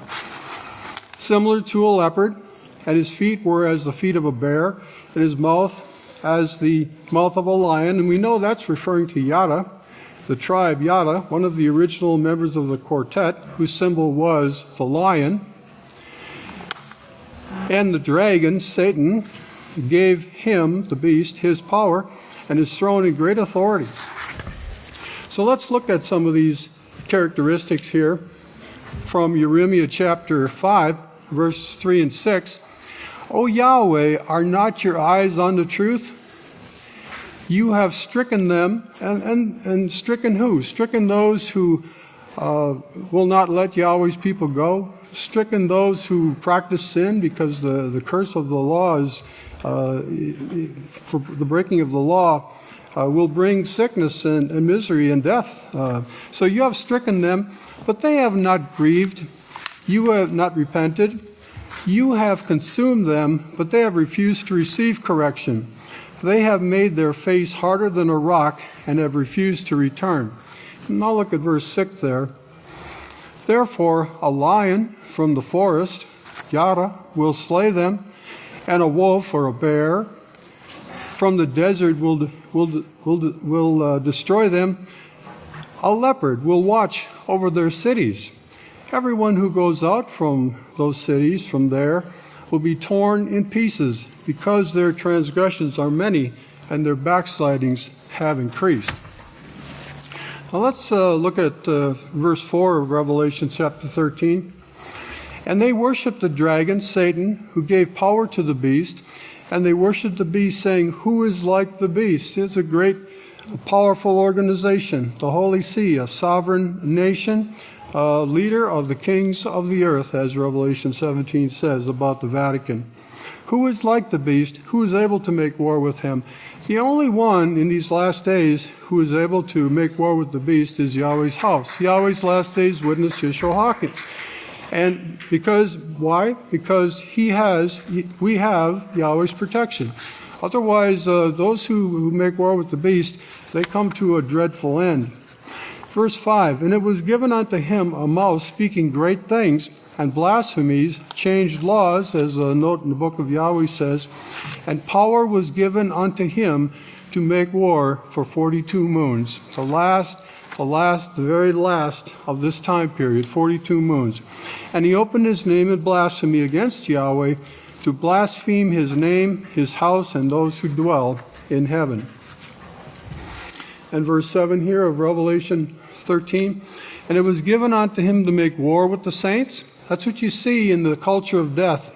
These Supreme Court decisions that have been brought forth over a period of time, and you just see what's occurring in the United States and in the world today. And it was given unto him to make war with the saints and to overcome them, and Satan did overcome the first 6 eras of the house of Yahweh, but will not overcome this last work, as Yeshua promised us in Matthew 16. And authority was given him over all tribes and peoples and nations and languages. And those who dwell upon the earth will worship this beast, whose names are not written from the foundation of the world in the book of life of the Lamb, Yeshua, who was slain. So at the bottom of this slide, if you can read Matthew 16, verse 18, the promise to this house in these last days.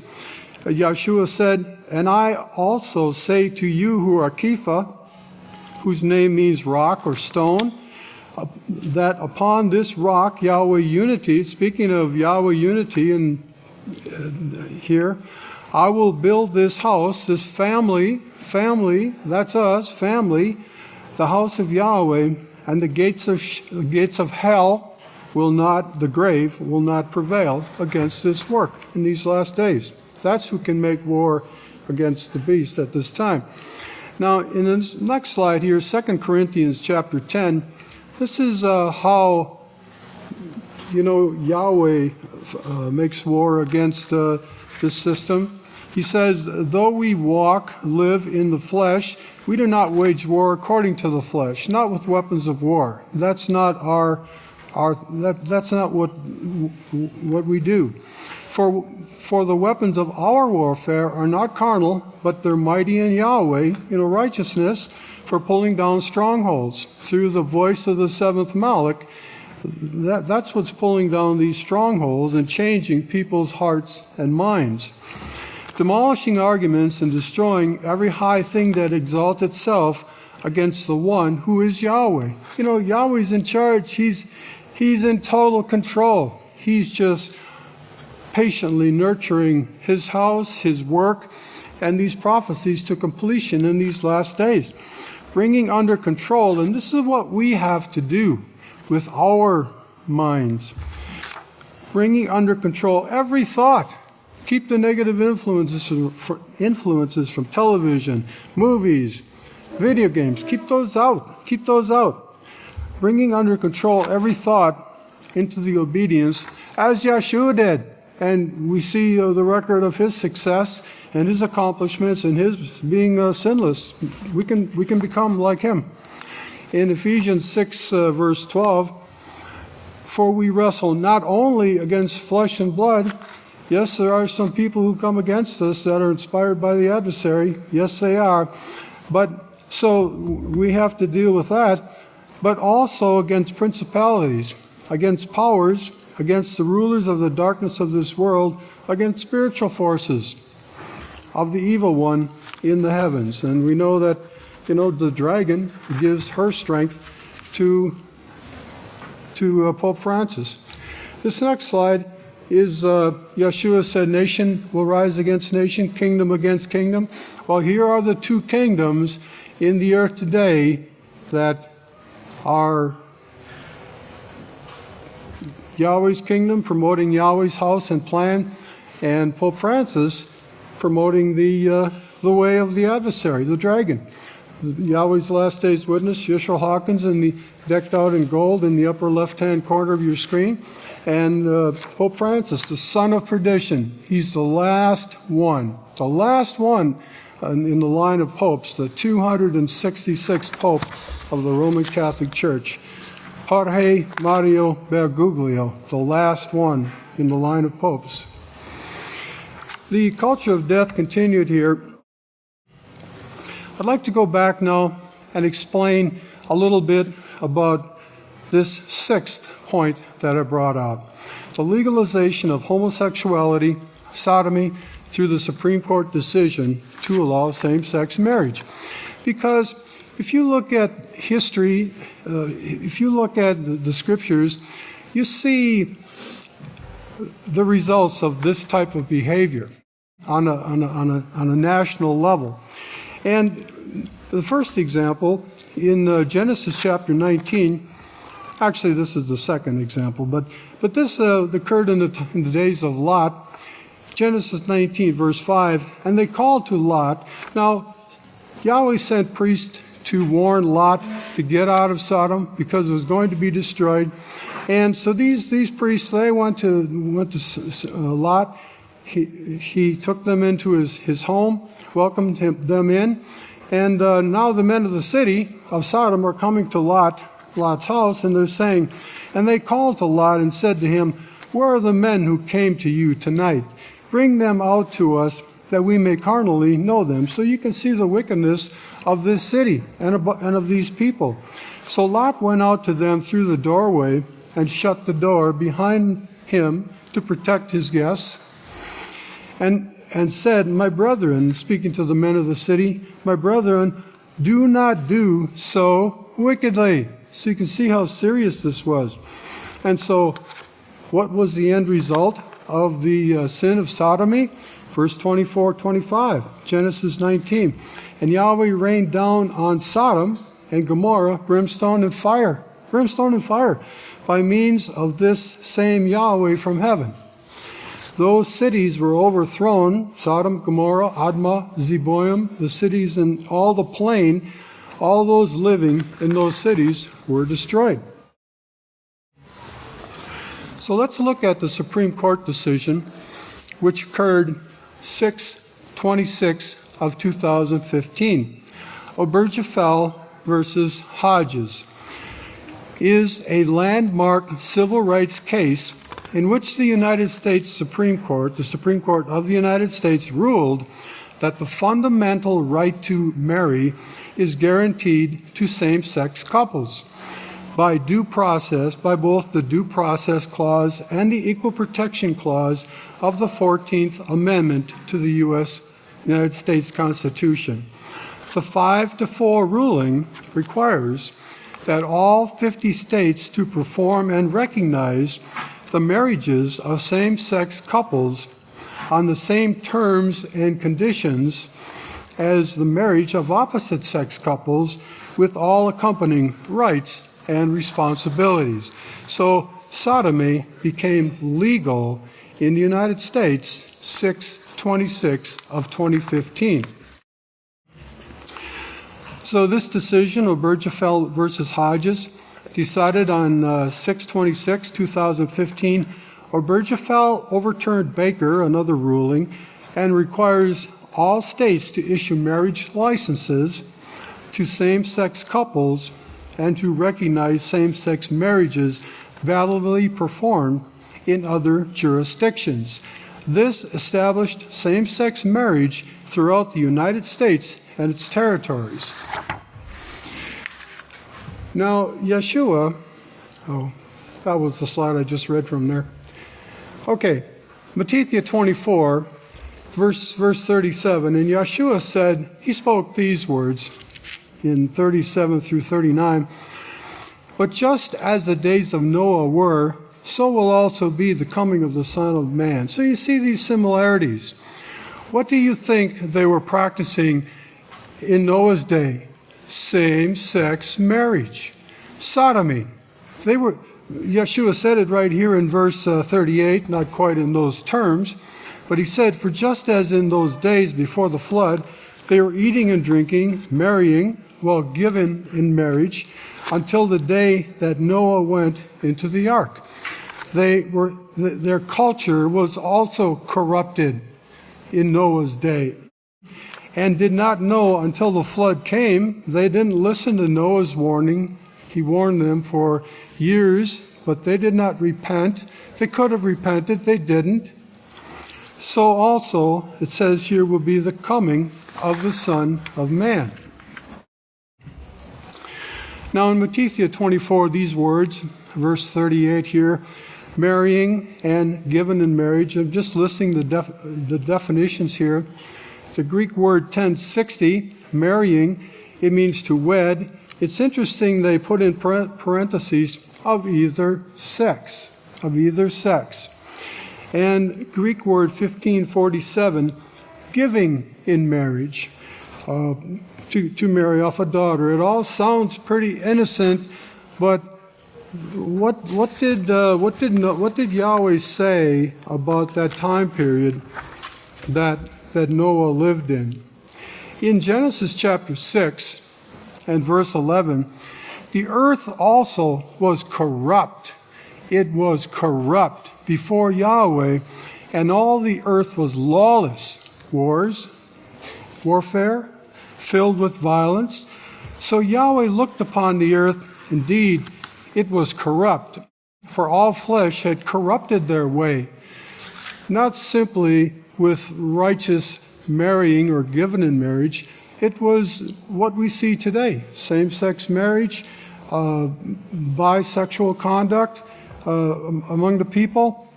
And Yahweh said to Noah, he said, "The end of all flesh has come before me." Now Yahweh's not saying, I'm fed up with this, I'm going to destroy them all. This is not what this means.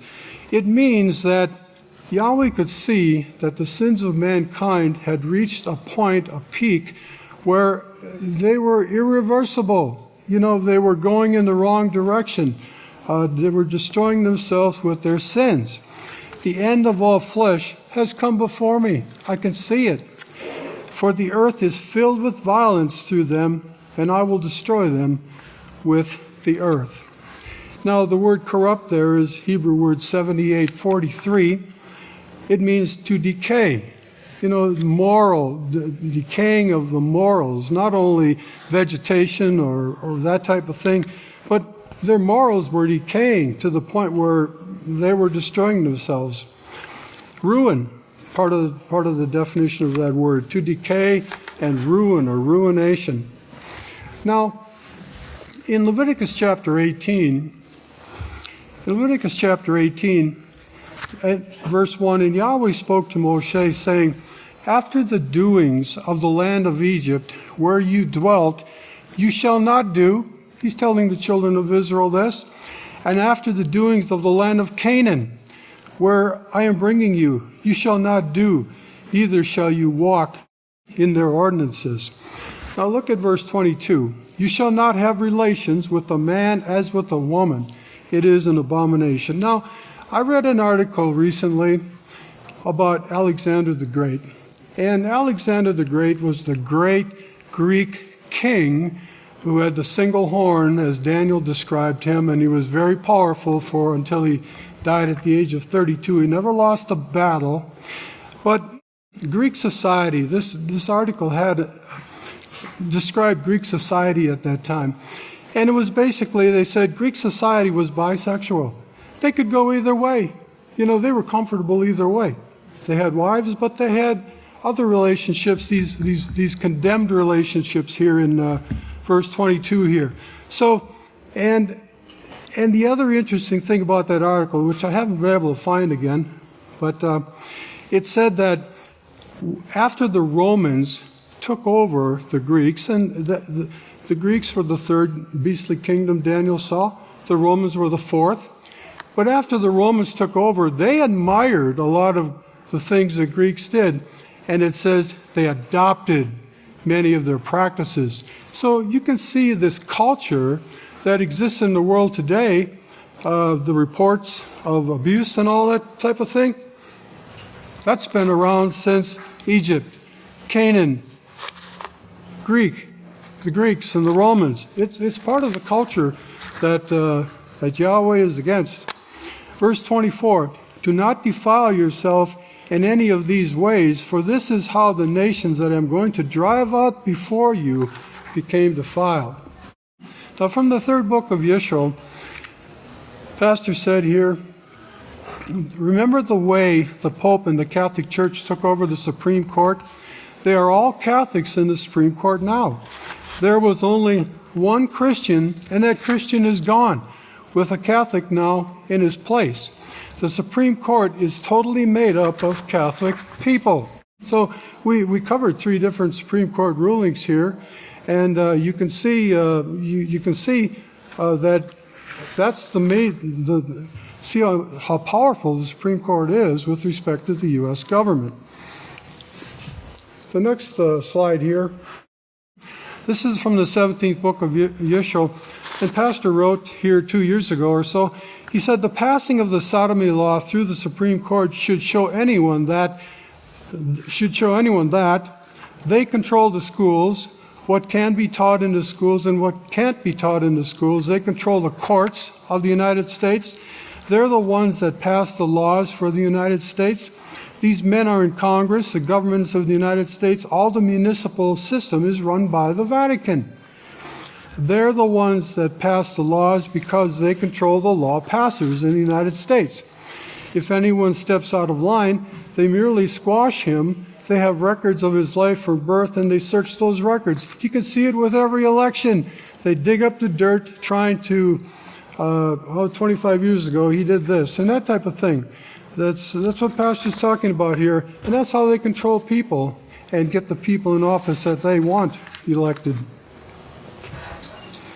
This next slide here, again from the 17th book of Yisrayl, chapter 7, verse 46, Pastor's saying what she wants is democracy. Why democracy? So she can pass the laws and say this was passed by the majority vote.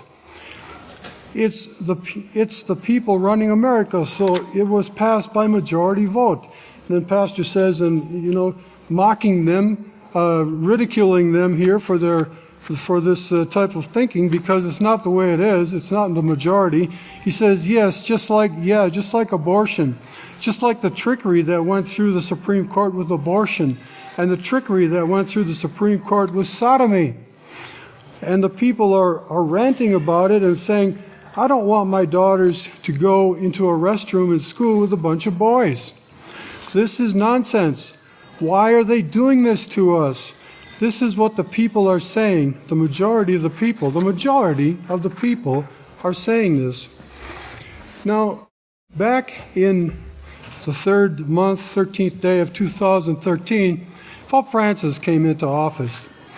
And 11 months later, he had pretty much shown the world through his statements and his practices and what he believed and what he was for and against, that he was different. He was than his predecessors in many respects, and his picture was placed on the cover of Rolling Stone magazine.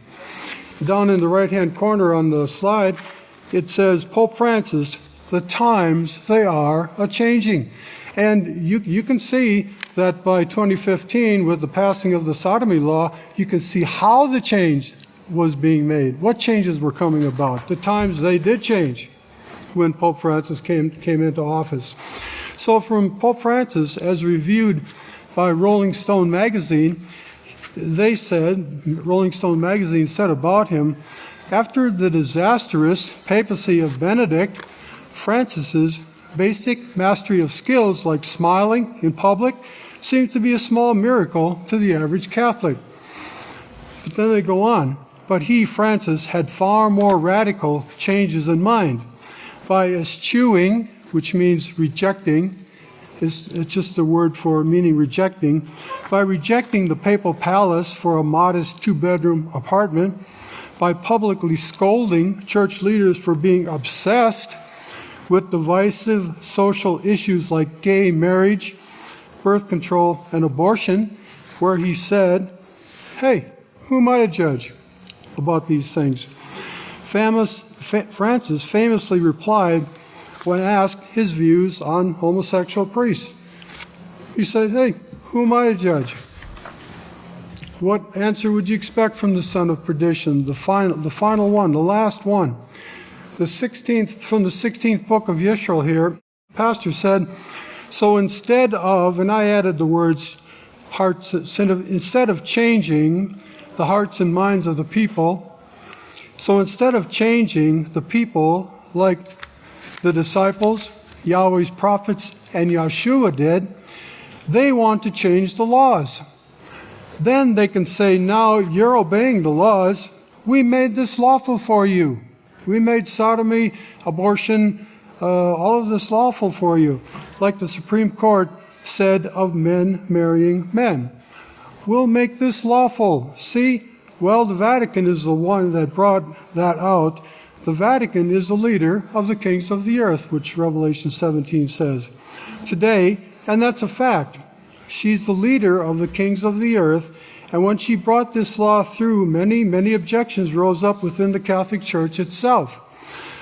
Before that, they were leaving for other reasons, but a bunch of people started leaving because of the openness to the practice of sodomy. That is making it law and forcing people into it. It does force people into it. Okay. Now, one morning I had the opportunity to ask Pastor the question. I said, how is Pope Francis making war against you for 42 moons? And he gave me 3 points. He said, Pope Francis teaches that you do not need to keep Yahweh's laws in order to obtain salvation.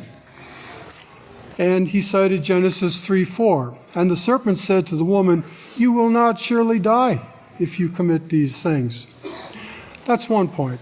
Another point he said was, Pope Francis is teaching his followers to beware of people who are zealous regarding the Holy Scriptures and zealous for keeping the laws of Yahweh. Point number 2. And the last thing he said was, Pope Francis has not come out in opposition to homosexuality. He has not condemned homosexuality, and I'll show you that in one of his quotes. In fact, he condones it. He condones it. Now, here is a quote. Here's an excerpt from Pope Francis's address, his speech to Congress on 9/24. Oh, I've got 2018 there. No, it was 2015. So that's a typo. So you can make an editorial correction there. 9/24/2015, the same year the sodomy law was passed. And Pope Francis said this in the preceding paragraph to this next one. He said, and this is part of it, he said, "We know that no religion is immune to forms of individual delusion or ideological extremism. This means that we must be especially attentive to every type of fundamentalism." Okay, so he said that. Fundamentalism. He's against it. But notice this next paragraph. This next paragraph here was directly made with respect to Yisrayl Hawkins and the house of Yahweh. Because notice what he said. "But there is another temptation we must especially, you got to be, again, watch out for this one. But there is another temptation that we must especially guard against, the simplistic reductionism which sees only good or evil, or if you will, righteousness and sinners." Well, what does Deuteronomy 30 say about Yahweh wanting us to choose one or the other, righteousness or evil? I mean, he wants us to choose righteousness. But see what Francis is saying? Hey, we got to watch out for people who say you're either righteous or you're a sinner, okay? The contemporary world, Francis continues here, with its open wounds, which affect so many of our brothers and sisters, demand that we confront. So he's confronting this idea that we should choose righteousness only. He's confronting that idea here. He's against it. Every form of polarization that would divide it into these two camps. He used the word camps, but he meant kingdoms. And I showed you the slide of Yahweh's kingdom versus Francis's kingdom earlier. So these are his words. He doesn't want you to choose total righteousness. No, he's against that. Another quote from Pope Francis, and this is I got this from brainyquote.com. These are Francis's words. He said, "If one has the answers to all the questions, that is proof that God is not with him. It means he is a false prophet." So there again, he's calling Yahweh's last witness, Yisrayl Hawkins, a false prophet. Right here. And I'll show you Pastor's words here in just a moment. It means he is a false prophet using religion for himself. The great leaders of the people of God, like Moses, always left room for doubt. Doubt is a poison. It's an evil, wicked poison. If you have any doubts in your mind that this is the house of Yahweh, get rid of them. It is an evil, wicked poison. Doubt. But Francis is recommending it here. He's saying these, like Moses, they have always left room for doubt. You must leave room for the Lord, not for our certainties. We must be humble. Okay, so that's another quote from Francis. Now here's what Pastor said in the second book of Israel, chapter 24, verse 77, and this was from 5/29/1993. Pastor said, "Everyone here, all of us, and those who are out in the world tuning into this service at this time, everyone here has the established house of Yahweh to come to. We can answer any question. If there is a question that comes up that we couldn't answer, Yahweh will give us the answer." And this was in 1993. How many answers has Yahweh given us since 1993? A whole bunch of fulfilled prophecies. "I know he will," Pastor said. "He has given us so much already. He has brought to light all the laws in these last days.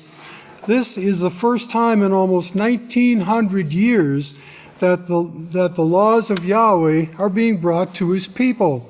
Once again, when sin has increased along with the technology to destroy all life. He's talking about the weapons of war, the nuclear, with this statement, the technology to destroy all life, just as Yahweh said. Now here's another quote from Pope Francis showing that he's not against homosexuality. He's not. This is again from, I got this from brainyquote.com, and it's a quote from Pope Francis, where he said, "A person once asked me in a provocative means a challenging way." The person asking the question was probably against homosexuality. So a person asked Francis in a provocative way if I approved of homosexuality. I replied with another question, Francis said. Tell me, when God looks at a gay person, does he endorse the existence of this person with love or reject and condemn this person? We must always consider the person. Okay, so was he against homosexuality? No, he's not. And to answer his question here, Yahweh rejects the sin. He exhorts this person to repent and be converted so that he may live also. That's the answer to Francis' question here. Now the next slide here is from Yeketskia 16.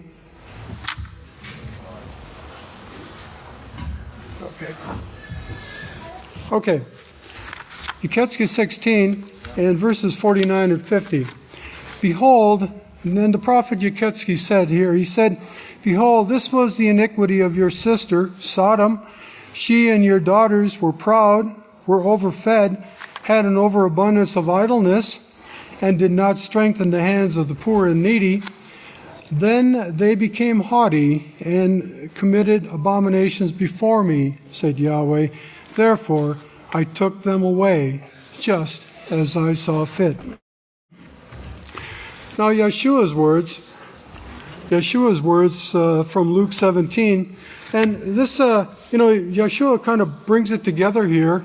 He talks about Noah's time, he talks about Sodom, all with respect in the context of sodomy and same-sex marriage that was going on in those situations.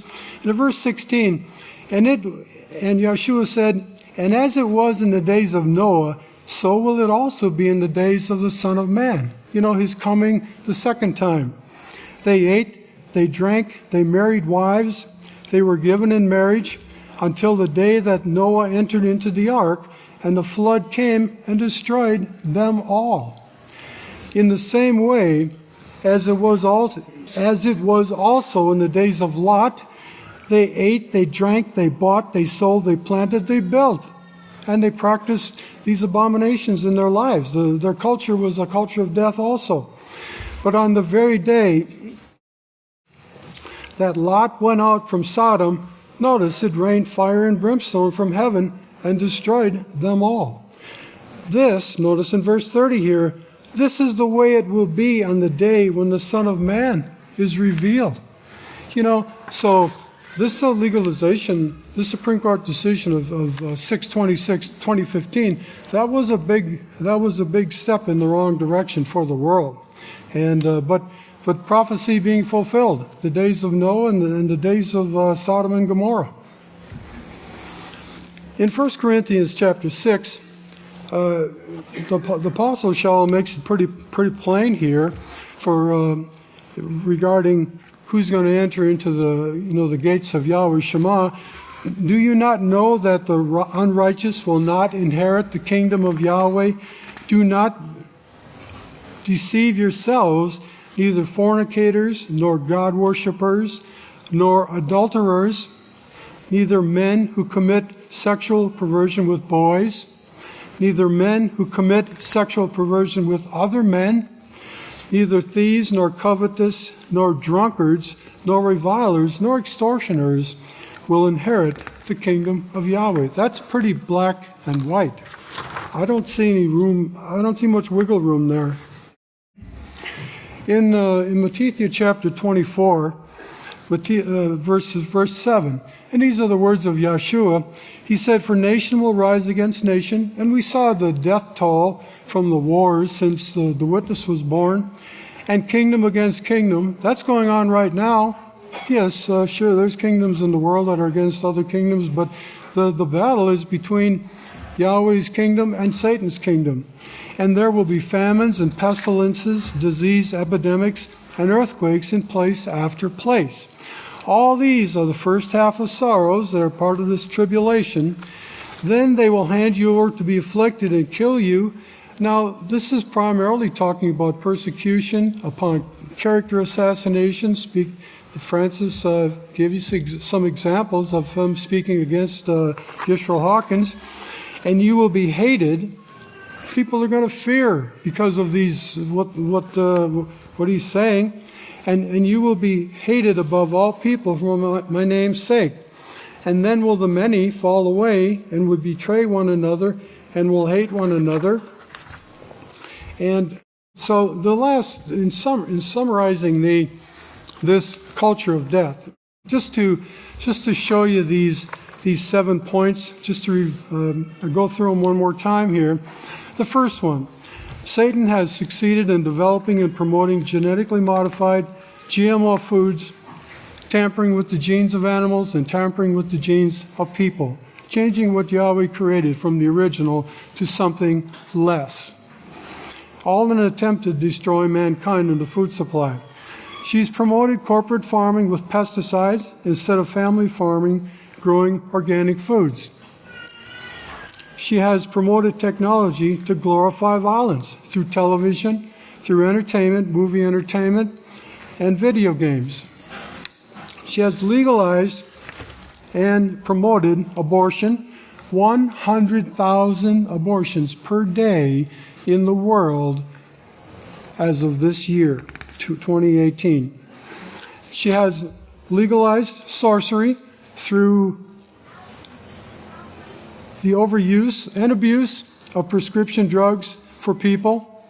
And, you know, one interesting fact, 1 out of every 6 acute care hospital beds in the United States is owned by or controlled by the Vatican. 1 out of every 6 acute care hospital beds in the United States is owned by or controlled by the Vatican. 1 out of 6. So you can see where her heart is, and that's where her treasure is. She's legalized sorcery through the overuse of prescription and abuse of prescription drugs for people, using antibiotics in feeding in animal feeds, and the legalization of marijuana. All this stuff is designed to take a person's mind off of Yahweh and to make it unfit to find the kingdom of heaven. Number 6, she's legalized and legalization of homosexuality, sodomy. It's a law in the United States now. And number 7, warfare, nation against nation. Now, Yeshua said in Revelation 22, with respect to this, he said, "Blessed are those who keep his laws, that they may have right to the tree of life." Right to the tree of life, right to eternal life, living forever, a joyful, complete, full life forever. And may enter in through the gates into the city. Yahweh Shema he's speaking of here. For outside are dogs, sodomites, okay? That's what this word means. Sorcerers, you know, those who destroy through sorcery. Whoremongers and murderers, destroying mankind through abortions and warfare. And worshippers of gods, and everyone who professes to love, yet practices breaking the law. Practices breaking the law. They profess to love, but they don't love because they can't show true love, because keeping the law shows true love to Yahweh and true love to another human being. Yet practices breaking the law. I, Yeshua, have sent my Malach, Yisrayl Hawkins, He's the one who's taught us these things. Yisrayl Hawkins, Yahweh's last days Malach, to testify to you these things in the congregations of the house of Yahweh. I am, Yeshua said, the root and the offspring of David and the bright and morning star. Now I'd just like to show you this sheet here. This is a little bit off topic, but this ties into this Supreme Court decision.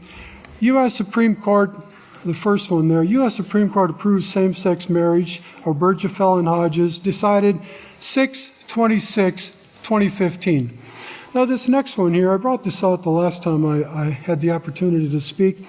The Vatican recognizes the state of Palestine 6/26/2015, the same day, the very same day.